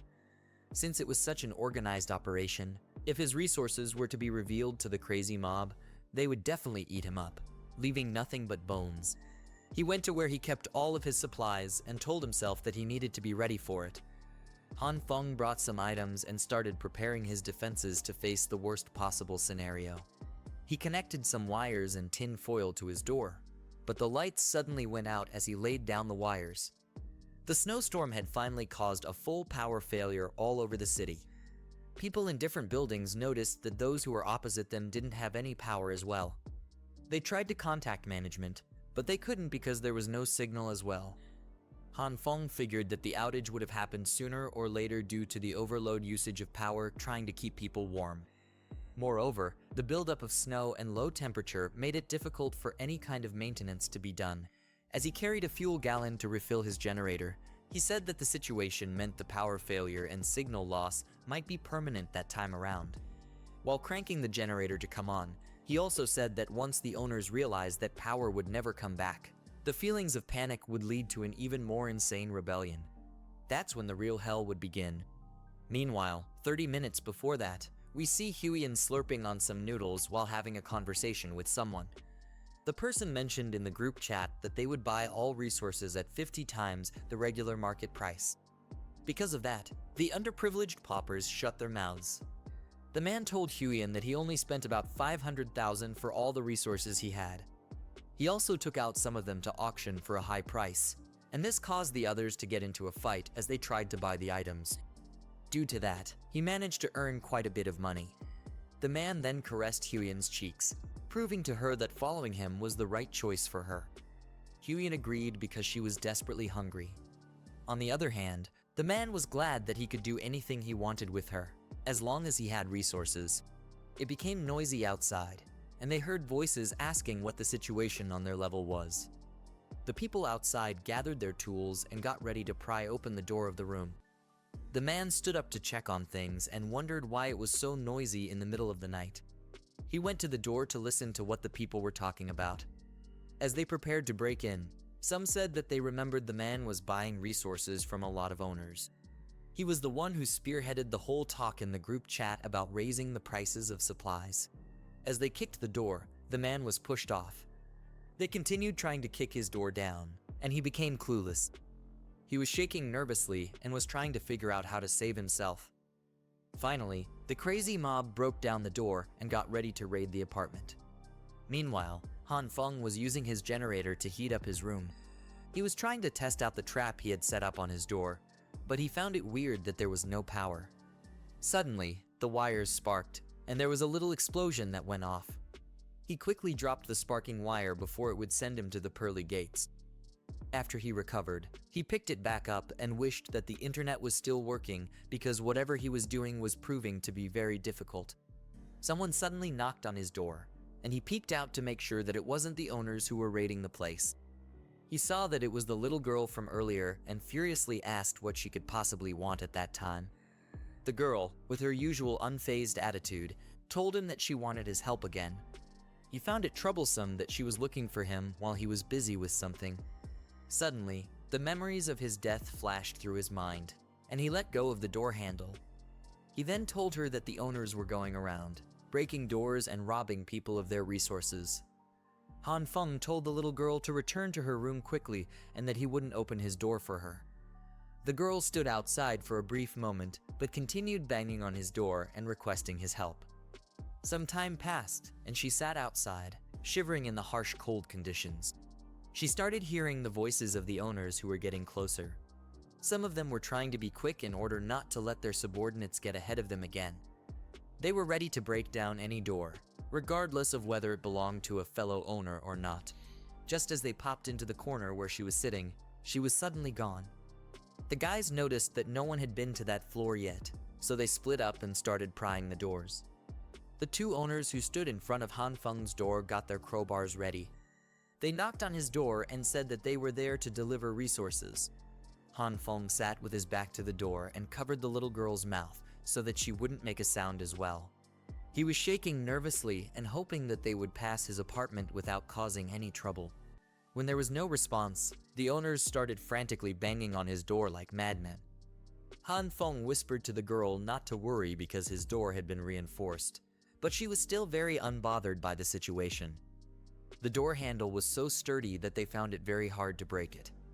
They decided to head to the next apartment and leave a mark on Han Feng's door so that they would return when they were done. Han Feng was happy that they had given up, and he remembered that he told some constructors to reinforce his door and handle. When he finally got back to his senses, he quickly let go of the girl's mouth and asked if she was all right. He said that he was afraid that the owners would realize that there was someone there, which was why he held on to her like that. The little girl just thanked him for saving her because she had no idea what would have been her fate if she had been found. Han Feng put his ear on the door to listen closely and concluded that the guys had finally left. He got back to working on the security system for his door. He told her that once he was done fixing it, he would electrocute them to death if they dared to touch his door. He called it an electrocution defense measure. Han Feng told her that she wouldn't understand if he told her about it. He didn't even understand the basics themselves, and the lousy device was still too difficult for him to install. The girl suddenly blurted out that the device used electricity and voltage differences. Han Feng was shocked to find out that she actually had knowledge about it, and she told him that it was simple. The girl then started to guide him through the installation process. He told him that after he cuts off the power supply, he should wrap the bare wire around the door handle and make sure not to touch it if he loves his life. After that, he needed to connect the earth wire from the circuit box to the door handle, and lastly, turn on the power supply. Han Feng diligently followed her instructions, and the defense mechanism finally started working well. He couldn't believe it, and he asked her how she knew stuff like that. The girl started her useless rambling about the true eye of the evil king being able to see the truth of everything in the world. Han Feng cut her off immediately and told her to pretend like he didn't ask. He started putting the rest of his items in place and asked her to quickly state what she needed because he was very busy. The girl ignored him and dropped a lot of items from underneath her dress onto the couch. He called her attention again, and she told him that she would be staying with him from then on. It took some seconds for her words to click in his head, and he asked her what the hell she just said. He took it as a joke and said that it would never happen. Han Feng quickly told the little brat to return to her home at that moment, but she continued with whatever she was doing. His legs got tangled up in the wires, which made him trip and fall to the ground. His hands were suddenly glowing with a purple color, and he was surprised that the fall didn't hurt at all. He touched his coffee table with his enchanted hands, and it suddenly became as soft as a blanket. Looking closer at his hands, he noticed the purple light and wondered if that was what caused his table to become soft. Even the toolbox and everything else he touched at that moment became as soft as a marshmallow. He started fiddling around with his hammer and wondered how the purple light caused items to turn soft. Moments later, Han Feng realized that the little girl was still in the room, and she was just watching him silently. He quickly panicked, but she was intrigued by the ability he just displayed. After his powers were exposed to her, the strange little girl looked at him seriously and assumed that Han Feng was also an emissary chosen by the true eye of the evil king. She looked very happy and enthusiastic as she spewed complete nonsense from her mouth, and Han Feng was completely confused. Seeing that the girl's brain was nothing but silly, he decided to go with the flow. He said that he was also a subordinate chosen by the evil boss king, and that was why unusual phenomena sometimes happened around him. Han Feng's fooling is stopped midway because the girl wants to tell him something. She said that since they were both fellow emissaries, then it was only right that they helped out each other. The girl wanted him to share his apartment with her, but this just made Han Feng more confused. As he tried to make her understand that it was weird for such a young girl to stay with an older guy, she quickly bolted out of the room. Han Feng's flaccid hammer was still in his hands as he heard the door slam shut. He hadn't agreed to her request yet, and he didn't get a chance to tell her his mind. He wondered if she really thought that his room was the lair of the evil king, but he decided to forget about it and leave the girl to her crazy fantasies. Han Feng turned his attention back to his hammer and asked himself what the purple light meant. The thought of the power of being able to turn things soft made him quite worried. With that in mind, he realized that the lights that he possessed were more than two kinds. This meant that there were still others that he hadn't discovered, and maybe he was way more overpowered than he thought. As he thought deeply, he remembered that the purple light showed up when he tripped over the cables and almost crashed into the coffee table. This book would have ended so fast, but I guess there were other plans in store for him. He tried to recall how he felt at that moment when he nearly lost his life. His body shook with fear, but suddenly the purple lights appeared around his hands again. He was shocked that he was actually able to activate the ability by recalling that past moment. Almost like he didn't even have faith in himself. The wires in his hands started to become very soft as well, and he realized that the purple light could also affect the cables.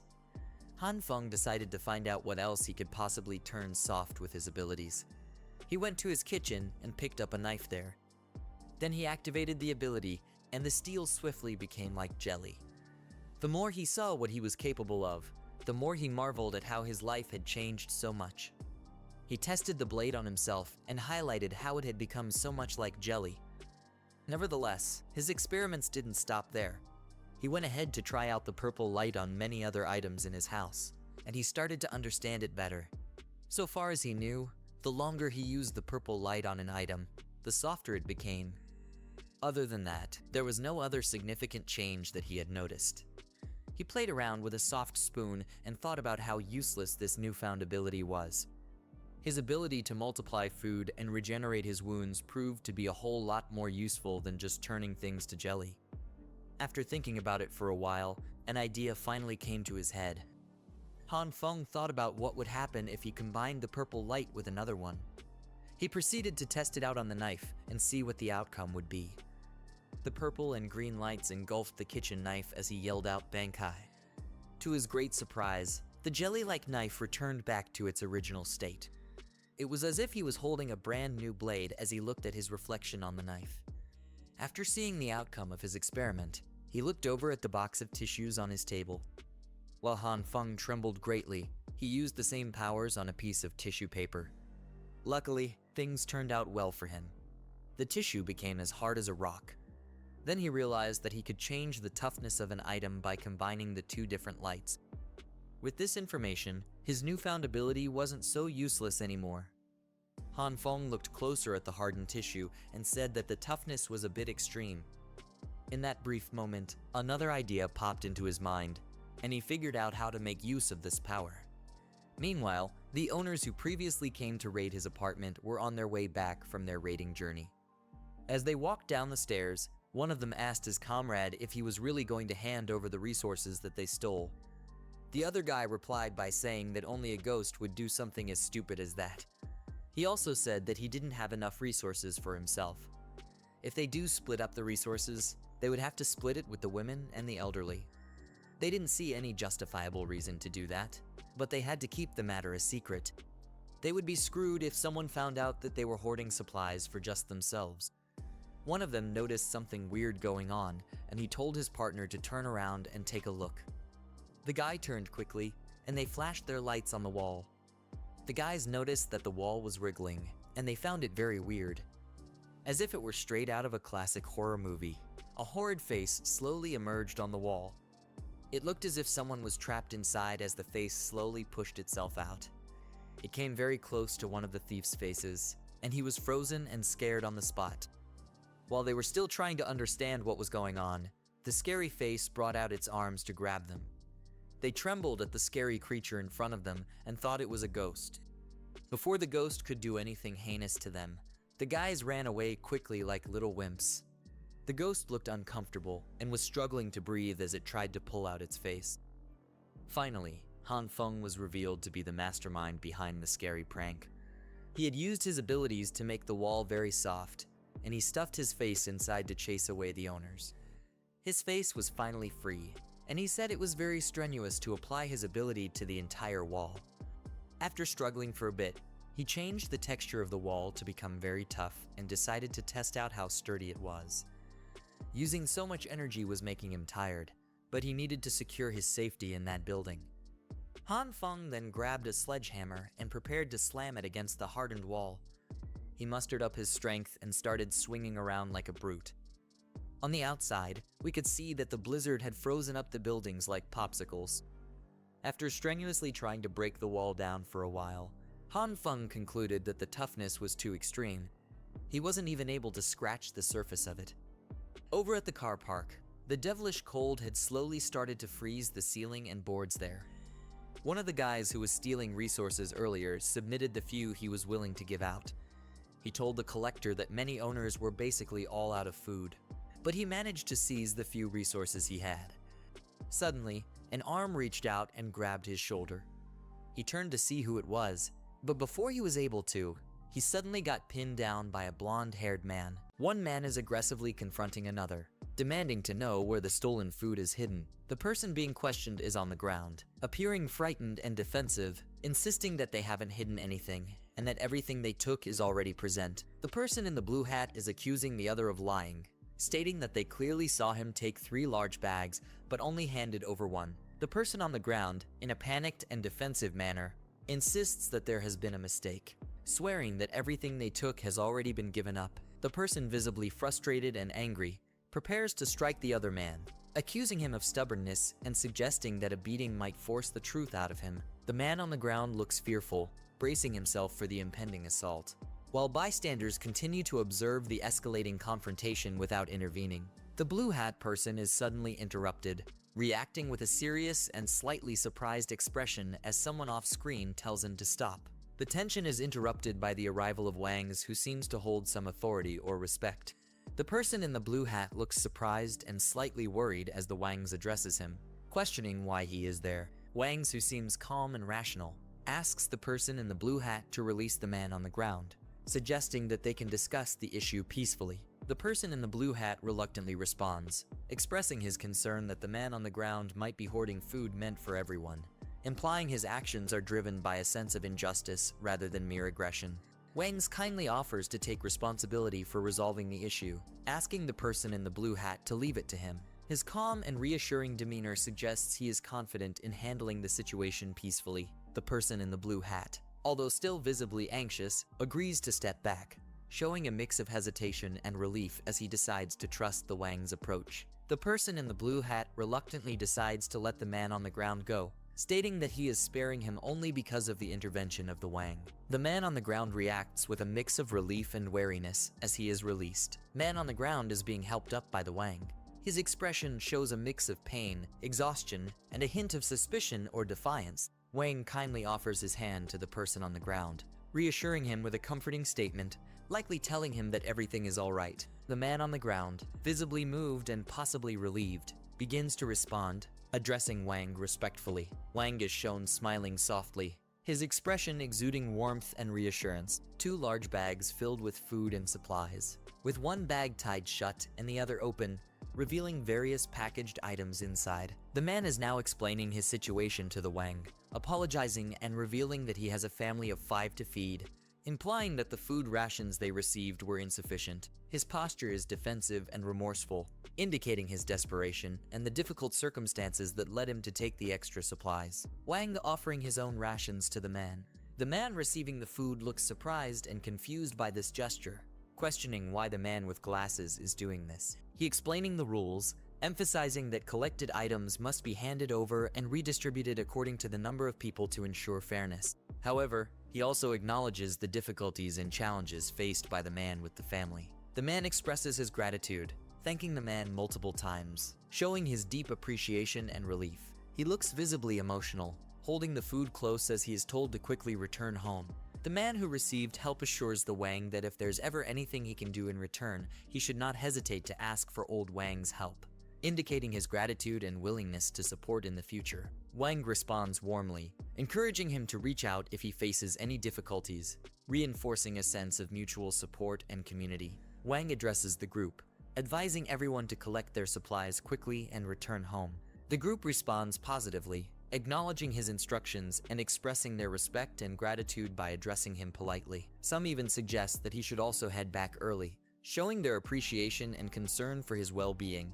Group are questioning to Wang, curious about how he managed to persuade the person to surrender the hoarded food. They also express their confusion about why he chose to share his own rations with the man who took the supplies. He explains modestly that he didn't do much. He simply helped the man understand a principle or reasoning. The twins, reacting with surprise and curiosity, question what kind of reasoning he imparted. Their expressions suggest intrigue and a bit of awe, indicating that the approach of Wang. He mentioning that in the history of Country M, there have been several instances of violent conflicts caused by clashes of interests among different social levels. His serious expression and the way he adjusts his glasses suggest he is making a critical point about the importance of understanding. A chaotic and fiery setting likely depicting a riot or large-scale conflict. Such behavior is defined as a collective social action and implies that as long as participants are not caught in the act, they are not held accountable for their involvement. He explains his reasoning, stating that he told the individual that if he breaks the rules, the collective will not tolerate him, and he would simply be seen as a thief. His serious and shadowed expression underscores the gravity of his message. Wang explains that beyond the potential legal repercussions after the disaster ends, those who stole may also face retaliation from the original owners of the stolen goods. The group, particularly the twins, reacts with a sense of realization and concern, understanding the broader consequences of their actions beyond just immediate punishment. Wang is seen interacting amicably with the group, creating a sense of camaraderie and relief among the people. However, the old man in the foreground, partially hidden and observing from the shadows, watches the scene while smoking a pipe. The older man explains that within chaotic groups, there is often a leader who directs and influences the actions of the crowd. His expression is stern and contemplative, suggesting he has experience or insight into the nature of mob behavior. Wang is walking confidently with a cheerful expression, accompanied by the twins and other group members. Observing from a distance, the older man with the pipe remarks that times of chaos often give rise to heroes, suggesting that the young man with glasses is no ordinary individual. Han Feng striking hammer on a surface, likely a window or a with significant force. He holding a sledgehammer, appearing exhausted and determined as he tries to break through a window. His heavy breathing and tense posture indicate that he is in a stressful or urgent situation. Han Feng examines a tool or piece of equipment, commenting on the reinforcement of the basement, noting that it has been fully completed and the durability is confirmed. He is startled by a sudden noise in the background. He turns his head quickly, appearing alert and slightly tense. Still holding the tool, he rushing toward the source of the noise, with the thought running through his mind that it might be neighbors coming to steal supplies again. His posture and movement suggest urgency and readiness to confront the potential threat. Han Feng is cautiously approaching a door with a sledgehammer in hand, ready to defend himself. He peers through the peephole while demanding to know who is on the other side. Hyona, dressed warmly in winter clothing, stands outside. Looking up with a determined yet emotional expression, she addresses Han Feng, revealing her presence and declaring that she has thought things through over the past few days. She admits she cannot ignore his feelings for her, indicating a significant and heartfelt conversation.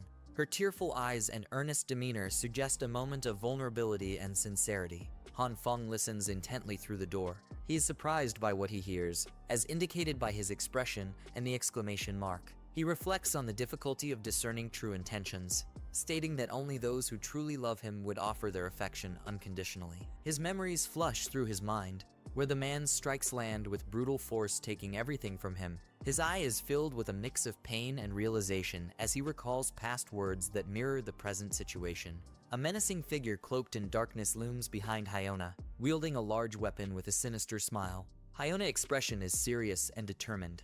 Han Feng stands poised with a sledgehammer, looking determined and ready to confront the approaching threat. His inner monologue reveals his frustration and readiness to take extreme measures, as he expresses a desire to directly kill the two intruders, whom he refers to derogatorily. As he takes a step, suggesting he is either hesitating or pausing his movement, Han Feng pausing and thinking critically about his next move. He realizes that the power outage has left the surroundings in darkness, making his situation more precarious. He contemplates that if he fails to deliver a fatal strike in one blow, there is a significant risk that he could be counterattacked. He is contemplating the use of an electric shock as a potential defensive measure, but he acknowledges the difficulty in making it work effectively. He realizes that for the electric shock to be successful, he would need to trick the intruders into simultaneously grabbing the door handle, which he sees as an impossible task. Han Feng tries to steady himself, gripping a railing and reminding himself to remain calm. He recognizes that he has finally reached a critical moment that he has been waiting for,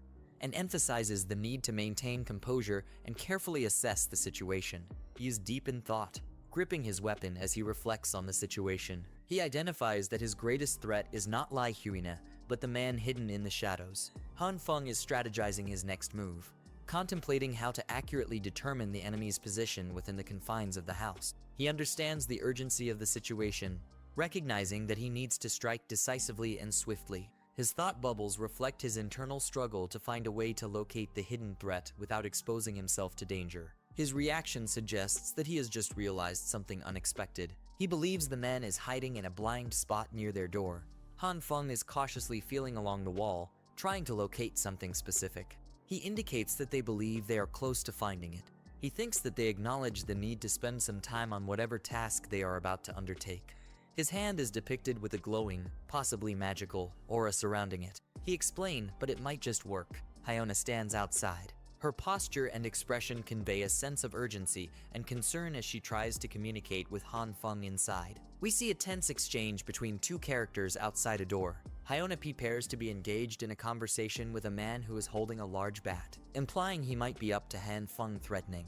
The man seems skeptical about the effort they're putting into their current plan, questioning if it's truly worth it. However, he rationalizes his actions by mentioning that the person they are targeting still possesses valuable resources, including a significant amount of supplies acquired before a recent disaster.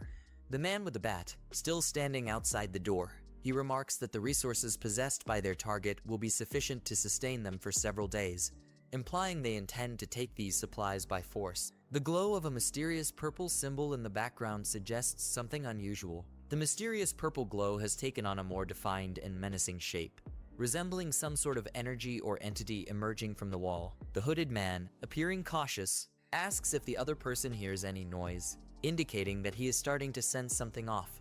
Hyona responds with confusion, asking, "What noise?" The tension is evident on her face, with beads of sweat highlighting her anxiety. The hooded man expresses a growing sense of unease, stating that he hears something coming from behind him. The hooded man is struck violently by a powerful force, depicted by the vibrant and erratic streaks of purple energy. The force appears sudden and unexpected, indicated by the character's wide-eyed expression and the dramatic impact lines surrounding them.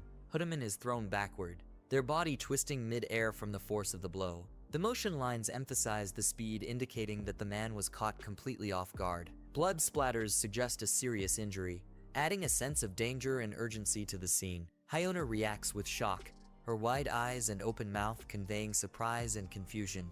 Hayona body language shows her hesitation and unease as she tries to understand what has happened. She leans slightly back, her hand near her chest, as if bracing for another unexpected moment. He hesitantly reaches for the door, her expression a mix of fear and determination, as she braces herself for whatever might be lurking behind it. The cold air and her visible breath heighten the tense, suspenseful atmosphere. Han Feng confidently steps forward, holding a fire extinguisher and wearing a sly grin, ready to take action as smoke swirls around him, hinting at his intent and determination. Hayona looks stunned, her eyes wide with shock and uncertainty. As she tries to comprehend the unfolding situation, he is suddenly struck by a powerful blast, sending her flying backward as she screams in pain and surprise, enveloped in a burst of energy and debris. Hayona stands shivering in a snowstorm, her pink coat and winter hat barely shielding her from the biting cold. She crouches down, coughing violently as she struggles to breathe, her breath turning to mist in the frigid air. Frost clings to her eyelashes, and with a look of desperation, she whispers softly, her words lost to the howling wind. In the next moment, Hayona notices something that stops her in her tracks. Someone lying motionless on the icy ground. Her eyes widen in shock as she slowly approaches, realizing the person is barely conscious, shivering uncontrollably in the cold. Someone's face is twisted in pain, his breath shallow. Hayona's expression is filled with worry and urgency, her voice trembling with the cold and fear. Suddenly, from within the swirling snow, a mysterious hand reaches out towards her. She gasps, her eyes widening in shock as she instinctively recoils, caught off guard by this unexpected and eerie presence. Hayona, now sprawled on the icy ground, recoils. Han Feng reaches towards her with gloved hands. She scrambles to her feet in a panic, letting out a terrified scream as she sprints down the snow-covered hallway, her footsteps echoing loudly. Han Feng watches her retreat with a mix of surprise and amusement, noting how quickly she fled. He then encounters someone on the floor, who appears terrified and mutters something incoherent, prompting the protagonist to approach cautiously. The protagonist raises his foot, prepared to assert dominance, as the man below him desperately coughs and pleads for mercy, his voice shaky and panicked. In a defiant outburst, the man tries to reclaim some semblance of authority by asking if the protagonist knows who his father is, but his bravado is quickly shattered when the protagonist strikes him down without hesitation, dismissing the threat with a cold, unwavering resolve. The defiant man, still boasting about his father's influence, is abruptly cut off as the protagonist strikes him again, showing no regard for his connections. The man, now pleading desperately, raises his hand in a gesture of surrender, begging for mercy and questioning why the protagonist is targeting him, emphasizing that they have no personal enmity. The protagonist mercilessly punches the man, dismissing his pleas and demanding answers with a fierce intensity. The man, now pinned to the ground and repeatedly struck, cries out in despair, questioning why his life is being taken and why he deserves such a fate. As the protagonist's clenched, bloodied fist hovers menacingly, he urges the man to finally speak, his patience wearing thin as he prepares to deliver another blow. The battered man lies on the ground, barely conscious and mumbling incoherently, his body covered in bruises and blood. The protagonist calmly picks up a bloody bat, standing over the man with a cold expression, silently contemplating his next move as the tension in the air grows heavy. The defeated man, eyes filled with tears and blood spilling from his mouth, weakly pleads for a reason, desperate to understand why he's being treated so harshly. The protagonist, unmoved by his plea, coldly questions the need for a reason, before lifting him off the ground and brutally slamming him down, dismissing the man's begging as mere pretense in a final show of dominance and disdain. The protagonist stands over the lifeless body, gripping his weapon tightly, and angrily questions if the man had ever sought a reason when he was the one killing others. His breath visible in the cold, his demeanor unshaken and filled with grim resolve. The protagonist, visibly shaken and clutching his bleeding fist, breathes heavily as the weight of his actions begins to settle in. He collapses to his knees, overwhelmed by the intensity of the moment, while the echo of his desperate coughing fills the empty hallway, a stark reminder of the violent path he has chosen. As he struggles to regain his composure, he forces himself to rise, resolute but visibly burdened by the haunting reality of what he's done. As the protagonist turns, He notices a little girl sitting against the wall, calmly observing him with an unreadable expression. The little girl asks if he needs help, breaking the tense silence with an unexpected offer of assistance. In the safety room, the protagonist and the mysterious girl sit across from each other, the tension of their recent encounter still palpable. He expresses his unease at her calmness despite the terrifying events they just witnessed, suggesting it's too dangerous for her to stay with him due to the threat of retaliation from his enemies. She unfazed sips her drink calmly, seemingly indifferent to the dangers he warns about, adding a layer of mystery to her true intentions and identity. The young man urgently confronts the girl, insisting that her refusal to cooperate could put both of them in danger. Despite his warnings, the girl calmly responds that she wants to stay, showing her resolve even in the face of potential threats. The man, clearly frustrated, emphasizes the peril of their current location, warning that staying could lead to their deaths. The girl, showing unexpected determination, slams her glass tightly. The girl stands confidently, her expression calm as she assures the man that he doesn't need to worry, implying that a powerful force or entity known as the True Eye of the Dark King will aid them. Han Feng is surprised. As the girl walks away, she mentions that the Dark King's power is nearly depleted and that rest is necessary, leaving the man confused. Suddenly, he reaches out, grabbing her arm and urging her to wait, signaling his desperation to understand more. Frustrated, Han Feng pulls her closer, demanding that she stop using cryptic phrases and face the reality of their situation. The girl, unfazed and calm, barely reacts as he grips her jacket, maintaining her composed demeanor despite his growing agitation.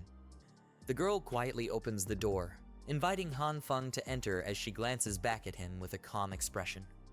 She remains composed, turning the handle as if revealing a crucial decision that must be made. Peering through the slightly open door, the man questions her next move, his curiosity piqued by her mysterious behavior. His expression shifts to one of shock and disbelief as something beyond the door catches his eye, leaving him speechless and visibly shaken. The scene shifts to a dimly lit underground parking area, where signs direct people to stairs and elevators, all covered in eerie frost. A long line of residents waits patiently, bundled up against the cold, as they receive essential supplies from a distribution table, highlighting the desperate circumstances they face. Residents bundled in thick winter gear endure the freezing cold as they patiently line up for their rations, each face marked by the harsh conditions. A young woman, Hyuna, steps forward to receive her allocated supplies, confirming her apartment number to the distributor, who hands over her share with a nod of acknowledgement. As Hyuna steps back into line with her supplies, someone points out that another resident from the same apartment number had just collected rations, raising suspicions. Hyuna, lost in her thoughts, recalls a troubling scene where a man collapsed unexpectedly, questioning if someone had set a trap, possibly Han Feng's associates, hinting at deeper tensions and distrust among the community. Liu's eyes warmth emanating from Han Feng's apartment, suggesting he has electricity and possibly other hidden resources. She ponders whether Han Feng had secretly prepared for the harsh winter in advance, suspecting that he might have stockpiled supplies, raising questions about his true intentions. Frustrated and angry, Hyuna clenches her fist around her ration, cursing Han Feng for secretly preparing for the cold without sharing or informing her, leaving her with worthless scraps. Determined to uncover the truth, she swiftly bumps into a passerby, her mind set on investigating Han Feng's hidden stash and confronting him. As Hyuna storms off, someone calls out to her, asking her to wait, causing her to pause. Turning around, she recognizes the person and responds with a hint of familiarity, masking her frustration as she prepares for the unexpected encounter. As person tells joining them by the fire, Hyuna hesitates while considering the offer amidst the cold. Hyuna decides to decline the offer, preferring to return home for warmth instead. The atmosphere remains tense as they make their way through the crowd. As Hyuna begins to walk away, a hand suddenly grabs them from behind, halting their steps. The person in the blue coat walks alongside Hyuna, offering them food and urging them to stay with him for a few days. The man tries to charm Hyuna, hinting that he has always been fond of them. However, Hyuna is uncomfortable, their expressions stiffening as they nervously sweat, clearly not welcoming the man's advances. Suddenly, Hyuna lashes out angrily, throwing back the man, clearly rejecting his advances. The surrounding crowd watches in silence as the confrontation escalates. The man, now angry and accusatory, grabs Hyona, mocking them for trying to act innocent. The situation grows more intense as Hyona cries out in pain, demanding to be released while struggling to free themselves from the man's grip. Hyona realizes something shocking as they overhear a conversation about stolen supplies. In a sudden burst of action, Hyona fiercely strikes the man, their expression filled with rage and determination. The intensity of the attack sends the man reeling. His eyes are wide in disbelief. The man is left stunned, his face showing the impact of the strike as he falls to the ground. In a swift motion, Hyona slaps the man, cutting off his attack. As a result, the man is sent flying backward, falling dramatically into an abyss below, while bystanders witness the intense showdown from above. Nearby onlookers are confused and startled by the commotion, questioning what just flew past them. As the dust settles, they notice the man lying on the ground, defeated and motionless, prompting some to call for help while others watch in shock.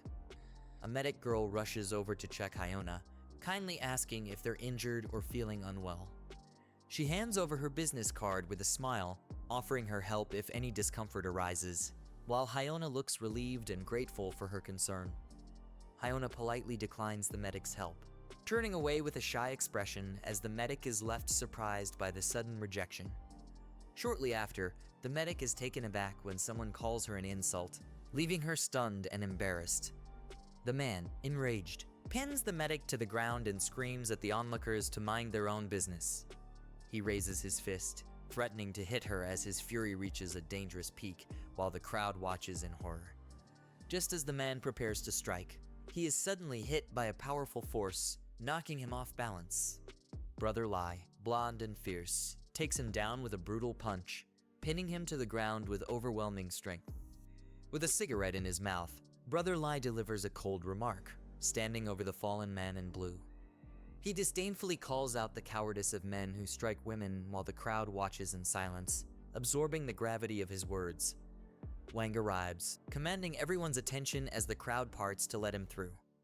The man accuses Hyona of stealing, desperately pointing fingers while she tries to defend herself, insisting she did nothing wrong. Brother Lai steps in, furiously berating the man in blue for daring to assault a woman. He swiftly grabs the man, his anger evident, ready to deliver another blow to put an end to the confrontation. Wang firmly scolds the man, reminding him of the committee's responsibility to protect the vulnerable and ensure that everyone is treated fairly. The man quickly apologizes, and Wang, with an air of authority, warns him that there will be serious consequences if this behavior happens again. Wang politely addresses both the medic and Brother Lai, apologizing for the disturbance and suggesting they reconsider the matter he previously discussed with them. However, Brother Lai shows no interest, walking away dismissively and making it clear that he has no desire to involve himself in their affairs regardless of the consequences. The medic politely declines Wang's offer, explaining that she cannot accept the proposal but remains willing to help if there are patients who need assistance. Wang expresses his gratitude with a gentle acknowledgement as the conversation comes to a close. Hyona approaches Wang nervously, asking if they can join his group. With a subtle smile, Hyona admits they've admired him for a while, but never had the opportunity to say so, hoping that now they can finally spend more time together.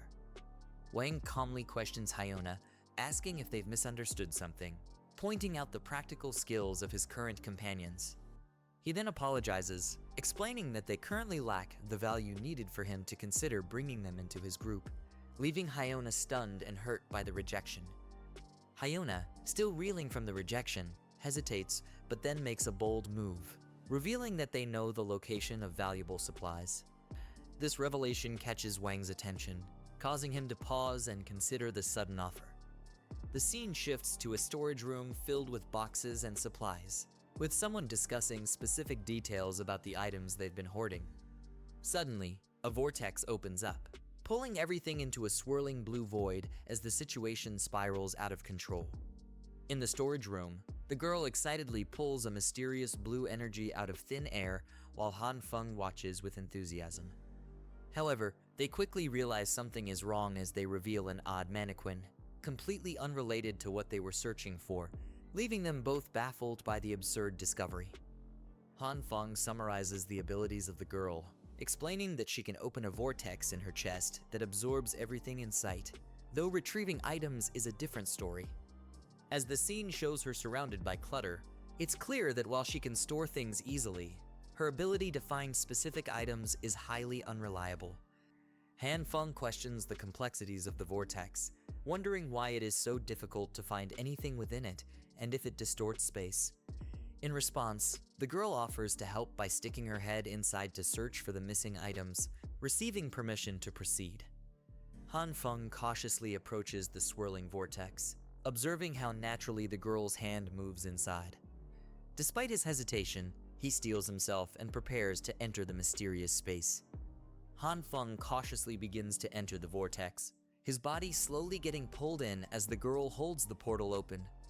His eyes narrow in determination, though a bead of sweat betrays his underlying anxiety about the uncertain space he's stepping into. As Han Feng fully enters the vortex, they are greeted by a swirling blue energy surrounding them, their expression turning to surprise as they realize the strange environment within. Floating amidst the chaos, they search for a way to navigate through the mysterious space. Han Feng inside the vortex is overwhelmed by the sheer size and chaos of the space filled with countless objects floating aimlessly. Realizing how difficult it will be to find anything specific, they can't help but compare the situation to searching for a needle in a haystack, all while acknowledging the immense power behind such an ability. Han Feng, now deep inside the vortex, begins to panic as they cry out in shock and confusion, overwhelmed by the vastness of the space and the intensity of the experience. Their fear is palpable as they shout, desperate for some sense of control in the disorienting environment. Han Feng now struggles to escape the pull of the vortex, their body being forcefully drawn back as they gasp in panic. Desperately, they try to resist, shouting as they feel the overwhelming force continue to drag them further into the unknown. After escaping the vortex, Han Feng collapses, coughing and gasping for air, clearly shaken by the experience. In frustration, they demand to know why they weren't warned about the lack of oxygen inside the portal, all while the girl seems calm and unfazed. The girl, deep in thought, suddenly perks up as she seems to have found what she was looking for. With a confident motion, she reaches into the vortex and pulls out the long-lost item, surprising even herself. Han Feng excitedly confirms that the item they were searching for has finally been found, expressing their amazement at the discovery. However, as they continue searching, they stumble upon something unexpected, leaving them surprised once again. Han Feng's expression shifts to shock and disbelief as they suddenly realize the true nature of what they have found, leading to an intense moment of revelation. The group cautiously approaches a dark, worn staircase, their steps echoing as they ascend. In the next scene, they spot a strange glowing sign indicating the number 18. The man leading the group pauses, realizing they're nearing something significant, while tension builds among them. The man holding the flashlight hesitates and nervously asks if they should really continue up to the 18th floor. The boy behind him clutches his tool tightly, clearly uneasy, as he recalls the strange encounters they had before, heightening the group's anxiety. The third member, a man wearing sunglasses, remains calm and mocks their fear. He dismissively points out that it's the 21st century, and they shouldn't still believe in things like ghosts. Finally, the man with the flashlight firmly states that their investigation was entrusted to them by Mr. Zhang, and they must not fail him. The group ascends the dark staircase. The boy expresses his concern, questioning whether they should trust the woman who may be deceiving them. On the other side, someone monitors the group's movements through a drone camera. A voice over the feed urges them to trust Mr. Zhang's judgment and to complete the mission swiftly. We then see Han Feng and the girl watching the surveillance feed. Han Feng remarks that it was fortunate they set up the monitoring system ahead of time, as they carefully watch the group's progress on the screen. Finally, Han Feng, wearing his green jacket, initiates Plan B. He tells the girl that he'll start the fire and that once he returns, she should be ready to act. The intensity rises as they prepare to move forward with their carefully laid plans. Han Feng is seen checking his stopwatch and realizes that timing is critical for their plan. In the background, the girl continues her preparations, indicating that both are focused on executing their mission with precision. The countdown on the stopwatch shows just 2 minutes left, heightening the tension as time runs out. The group climbing up the dark staircase. The man in front asks if the others hear a sound ahead. Both the boy and the girl, clearly anxious, wonder if they might encounter the strange ghost-like entity they previously encountered. Suddenly, mysterious lights appear at the top of the staircase, increasing the tension even more. A toy vehicles zoom through the air. The vehicles equipped with explosives barrel down toward the group at high speed. The intensity of the chase is heightened by the relentless movement and debris flying in every direction. As one of the vehicles rushes toward them, the man in the lead shines his flashlight on it, confused by its appearance. He mutters to himself in disbelief, asking if it's a toy car. The tension escalates as the man gets a closer look at the car, only to realize that it's armed with explosives. The danger becomes clear just as the vehicle speeds past him, its cargo about to detonate. The toy car explodes in a fiery blast, engulfing the area in a massive explosion. The shockwave rocks the surroundings, leaving the group to face the aftermath of this deadly attack. After the explosion, the group finds themselves surrounded by a thick cloud of ash. The boy struggles to see, exclaiming that his eyes are in pain, while the other calls out, asking where everyone is amidst the disorienting smoke. Suddenly, a strange vehicle with hovering orbs appears from above. The man in sunglasses looks up in shock as the new threat descends, realizing that it's carrying another explosive device. The danger intensifies as the fuse on the bomb is clearly lit and counting down. In a desperate moment, the man shouts to the group to escape. The urgency of the situation becomes clear as the group scramble to flee from the imminent blast. The drone hovers in the air, carrying a dangerous payload as it closes in on the group. From the room, the girl looks on through the monitor, her face full of concern. With only 22 seconds remaining, Han Feng, determined, vows that this time, he will teach the intruders a lesson. The camera feed counts down as Han Feng watches the group inch closer. At 15 seconds, the group remains unaware of the drone above them, making its final approach. The man in the lead has no idea what's coming. Suddenly, the drone's presence becomes apparent, and the man shouts in frustration. The screen captures his fall, and Han Feng panics, shouting not to let the drone get damaged,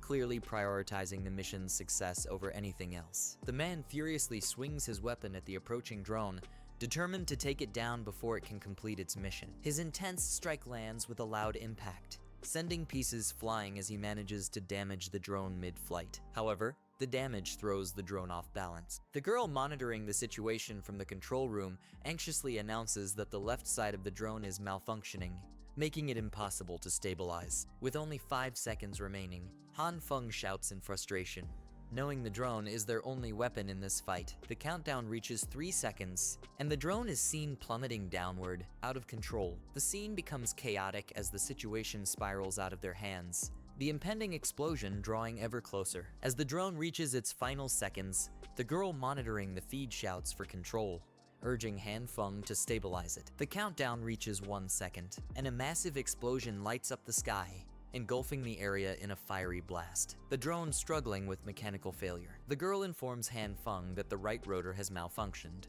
causing the drone to descend uncontrollably. Panicked, Han Feng yells to find a safe place to land it before it's completely destroyed. Finally, the drone crashes outside a building window, narrowly avoiding total disaster. The girl reports the successful emergency stop, though the drone remains outside, clinging to the edge of the structure as snow continues to fall. Han Feng looks worried as he tells the girl that the drone is too important to lose, and he plans to retrieve it. The urgency is evident, but the girl remains calm, staring at the screen. Suddenly, she mentions something strange about the staircase. There seems to be a body there. Han Feng is shocked and leans in to check the screen. Both of them are confused by the unexpected discovery. They ask each other if it's really a body, their concern growing as the mystery deepens. A person lying outside a window. As the camera focuses, Han Feng recognizes the person. He is taken aback, exclaiming that it's Lai Ji, someone they clearly know. The situation becomes more dire as they try to figure out what happened. Han Feng and the girl sit in confusion as they question why Lai Ji's body is lying in that location. Han Feng's expression becomes more serious as he wonders if Lai Ji had also been attacked,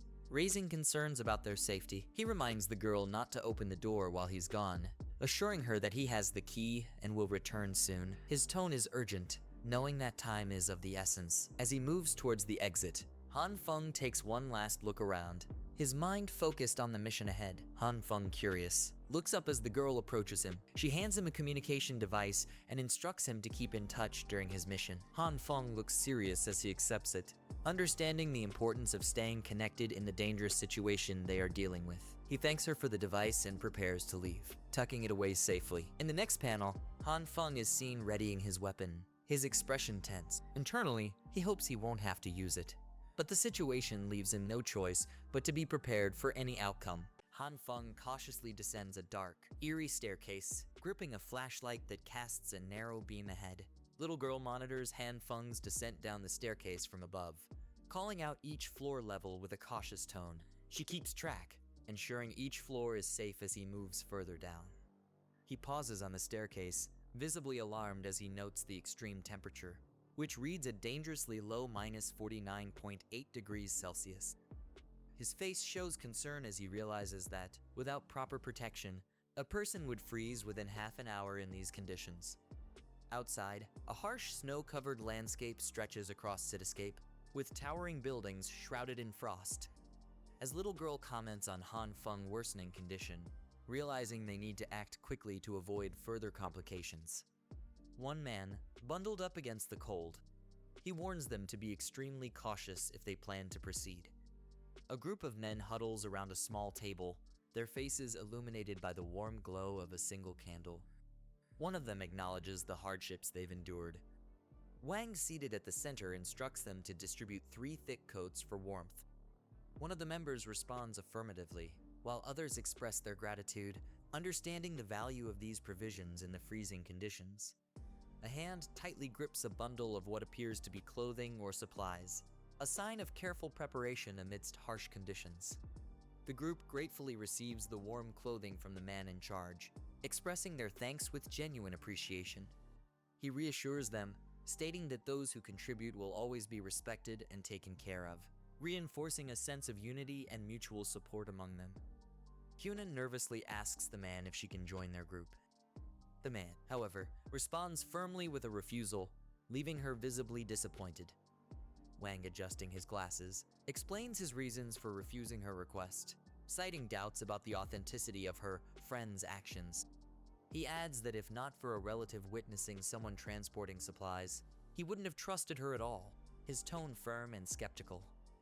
Wang instructs the group to head together to a nearby building, implying it requires immediate inspection.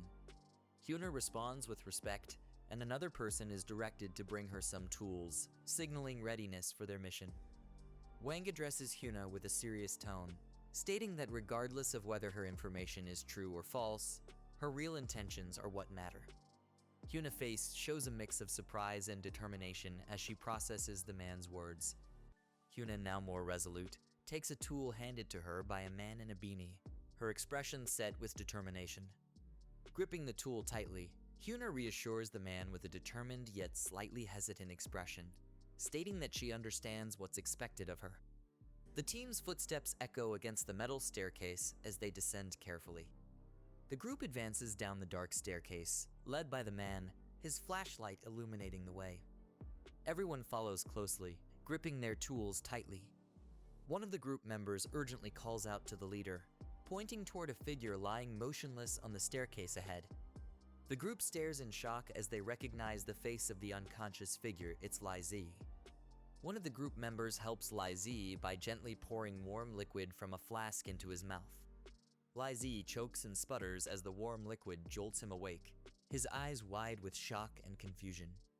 Lai Zi gasps and coughs intensely, clutching at his chest as he fully awakens, the shock evident on his face. Lai Zi's eyes widen in confusion as he looks around. The leader stands beside Lai Zi, holding the flask, while another teammate kneels to check on his condition. Lai Zi looks up at them with a slight smile. Lai Zi lets out a hearty laugh, expressing relief and gratitude for the rescue. His teammates exchange relieved glances, glad to see his spirits lifting as he recovers in their presence. One of the team members angrily scolds Lai Zi, criticizing his attitude and reminding him that he hasn't even thanked their leader for saving his life. Lai Zi looks taken aback. Lai Zi lets out a soft sigh, finally acknowledging the words of his teammate. Lai Zi snaps back, arguing that if thanks are due, They should be directed toward those whose supplies were taken. The leader steps forward, visibly angered by Lai Zi's disrespectful remark, his stern expression reflecting his frustration. The teammate behind him seems equally shocked, gripping the leader's arm as if to hold him back from reacting impulsively.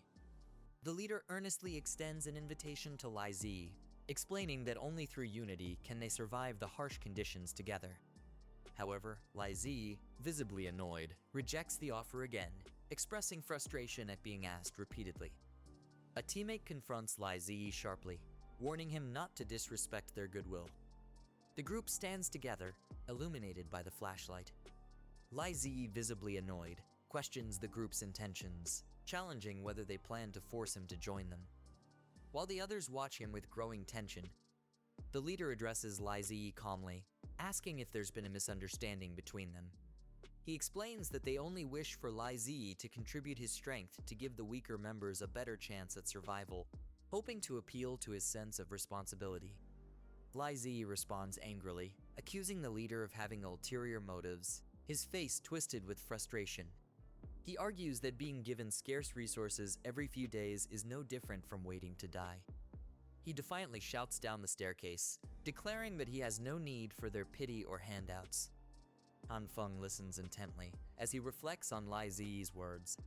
He realizes that providing food only every 3 days could mean that the group's leader doesn't truly care about the well-being of the weaker members. Han Feng observes from above as the leader speaks with Lai Zi, revealing his strategy of keeping older, weaker members only to attract younger recruits. Han Feng realizes this selfish approach could eventually lead to internal conflicts within the group, as trust begins to erode. One of the group members angrily grabs Lai Zi by the collar, accusing him of being ungrateful. The agitated teammate tightens his grip on Lai Zi's collar, demanding a clear answer on whether he will join the group or not. His frustration is evident as he warns Lai Zi to stop blocking their path if he refuses, escalating the confrontation. The tension reaches a boiling point as the two men clash, pressing their foreheads together in a heated confrontation. The man in the beanie sits on the ground, visibly frustrated and holding his head in his hands, seemingly defeated by the ongoing tension. Lai Zi stands firm. Lai Zi faces a group of men armed with makeshift weapons, his expression unwavering and resolute. The leader observes the standoff with a calm, unreadable expression, a slight smirk appearing on his face. The leader turns to face his followers, who are armed and ready. Lai Zi stands his ground, facing the group as they close in around him, their weapons raised and ready. With a fierce expression, Lai Zi raises his fist defiantly, shouting that he's not afraid of them. Watching from above, Han Feng observes Lai Zi's defiant stance with concern, realizing that he might collapse at any moment. Determined to help, Han prepares to intervene, sensing the urgency of the situation. Han Feng hesitates, realizing the overwhelming number of opponents surrounding Lai Zi. Doubts cloud his mind as he questions what difference he could make even if he intervened, feeling conflicted about his ability to help. Han Feng clenches his fist, recalling all the times Lai Zi had helped him in the past. Driven by loyalty and gratitude, he resolves that he cannot just stand by and watch Lai Zi face this danger alone. Han Feng's face shows a mix of determination and anxiety as he steels himself for the decision he's about to make. Han Feng reaches into his coat, pulling out a handgun with a determined grip. Han Feng sits silently, gripping the gun firmly as he watches the scene below with a stern, contemplative expression. Lai Zi, battered but defiant, taunts the crowd, challenging them to come at him if they dare. Lai Zi reacts with a startled expression, his eyes widening in surprise as he hears a sudden noise. A gun fires with a loud bang, sending a bullet speeding through the air, leaving a flash in its wake. The bat hits the ground hard, causing a small crack upon impact. The sudden gunshot startles the group, with one of them on the ground, looking in shock as the others stand behind him, holding weapons and appearing unsettled. Confusion and fear spread across their faces as they anxiously question each other, with one exclaiming that it was a gunshot, while others expressed disbelief, unable to comprehend what just happened. Han Feng, holding a gun with fierce determination, commands the others to stay still, his expression intense and unyielding. On the staircase, two of them with flashlights stand off against a group of startled onlookers. The men in the group raise their hands cautiously, their faces tense with fear. Brother Lai holding the gun appears uneasy, glancing over with sweat on his brow, showing signs of uncertainty. The others, masked and visibly shocked, exchange anxious glances as they struggle to comprehend the tense standoff unfolding before them. Hyona watches anxiously, wondering why Han Fang in front dared to come out and, more importantly, how he got a gun. Han Fang with the gun hands over a key to Brother Lai, instructing him to hold it as they both cautiously move forward, keeping their guard up. The group of men holding bats and pipes hesitates, muttering among themselves about their next move, while staying alert to the armed man's every action. Suddenly, one of the men steps forward, causing a tense silence as everyone braces for what could happen next. Han Fang with the gun, looking serious and unwavering, orders the group to drop their weapons and get down. Faced with this demand, the group hesitates, crouching down cautiously, keeping their eyes fixed on him with a mixture of fear and apprehension. As he prepares to leave, Han Fang warns them sternly, daring anyone to make a move as his companion signals it's time to go. The group watches in tense silence, barely moving as the Han Fang and Brother Lai head up the icy stairs, leaving behind an unsettling atmosphere. Zhang, stepping forward, asks if anyone recognizes the man who just confronted them. Hyona, clearly distressed, reveals that the man is Han Fang, the very person they were on their way to see. Another member of the group, visibly angry, grabs Hyona by the collar, demanding why she didn't mention Han Feng had a gun, while she stammers that she hadn't known either. While Zhang intervenes, stating his trust in her, he then suggests that since Han Feng is armed, he might also have valuable supplies, encouraging everyone to consider this possibility. Another member of the group eagerly agrees, speculating that Han Feng could be the one who has been collecting valuable items. He contemplates this idea, realizing that Han Feng is likely the person his uncle had previously mentioned encountering. One of the group members nervously asks if they should stick to the original plan, concerned about the possibility of gunfire. He reassures them, reasoning that if Han Feng intended to kill, he would have done so already. He then addresses the group, announcing a change of plans and suggesting they return to prepare safety measures before proceeding. Outside, snow falls heavily on the frozen high-rise buildings as someone urgently calls for access to Unit 1804. The door labeled 1,804 inches. Han Fang and Brother Lai stand silently, Brother Lai expressing nervousness as his hands tremble slightly. Brother Lai in the blue gloves cautiously inserts the key into the lock, his hands visibly shaking. As the door opens, a warm light spills out, surprising him with its comforting warmth, which contrasts sharply with the cold atmosphere outside. Han Fang with the gun urgently tells his companion to hurry inside, both looking tense. They notice the warmth coming from a heater, amazed to find such a luxury in the cold environment. Discovering a generator nearby, they are astonished at the resourcefulness of the room's inhabitant. Brother Lai in gloves looks at the fully stocked shelves, his eyes wide with excitement at the sight of the abundant supplies. He, appearing exasperated, questions Han Fang about what's happening, gesturing animatedly with one hand. He seems flustered, scratching his head as he tries to respond. Suddenly, Brother Lai turns around with a surprised expression. Peeking from behind a door, the girl with glasses curiously observes the scene, wondering aloud about the situation. Han Fang, now visibly sweating, stammers, admitting that he completely forgot something important. Brother Lai turns to Han Fang with a puzzled expression, questioning her presence. The girl, standing calmly nearby, watches the two with a hint of curiosity. 2 hours later, Brother Lai, with his cheeks full of food, nods in understanding as he mutters through bites. The three of them gather at a table laden with various dishes, discussing how well prepared they are, with the girl noting that studying really paid off. Han Fang apologizes to Brother Lai, admitting he withheld information about a shortage, causing the blonde man's eyes to bulge in shock. Still munching on his meal, he grips his chopsticks firmly. He stands up, bowing deeply with gratitude, expressing how thankful he is and how the help has meant so much to him. Han Fang, taken aback, looks at him with a hint of concern and addresses him warmly. Encouraging Brother Lai not to be so formal, he reassures him, reminding him of all the help he's also given and inviting him to continue eating, which brings Brother Lai to tears of appreciation. He places a reassuring hand on Brother Lai's shoulder, praising him as a genuinely kind person, which brings the blonde to tears. Later, the three of them sit around a table, discussing how circumstances in the area have drastically changed. Brother Lai reminds Han Fang about the previous message he had sent before the power outage, and Han Fang confirms, acknowledging it.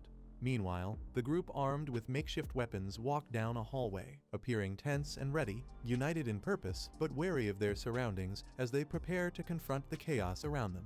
Zhang watches as a group walks away, his expression serious as he contemplates the unfolding events. A chaotic brawl breaks out, with one man in a blue hat trying to fend off attackers, his face filled with determination. Brother Lai, looking at an image of two identical brothers, confirms they are indeed the college twins, Jin Ti-woo and Jin Ti-moon, as the blonde man remarks on their troublesome nature. He is discussing the situation, with Han Fang expressing surprise at how quickly the committee's influence has grown. While Brother Lai seems uneasy about their methods and reputation, Han Fang suggests that their adversaries are in for a taste of karma, asking his companion to guess who might come after them next. Suddenly, a fierce man charges forward, angrily shouting Li Yung-ho. As he throws a powerful punch, he lands a brutal blow on his opponent's face, showing off his skills as a former middleweight champion, with onlookers stunned by his strength and precision. This is the end of the video. If you guys want to see the next part, then don't forget to subscribe and like the video.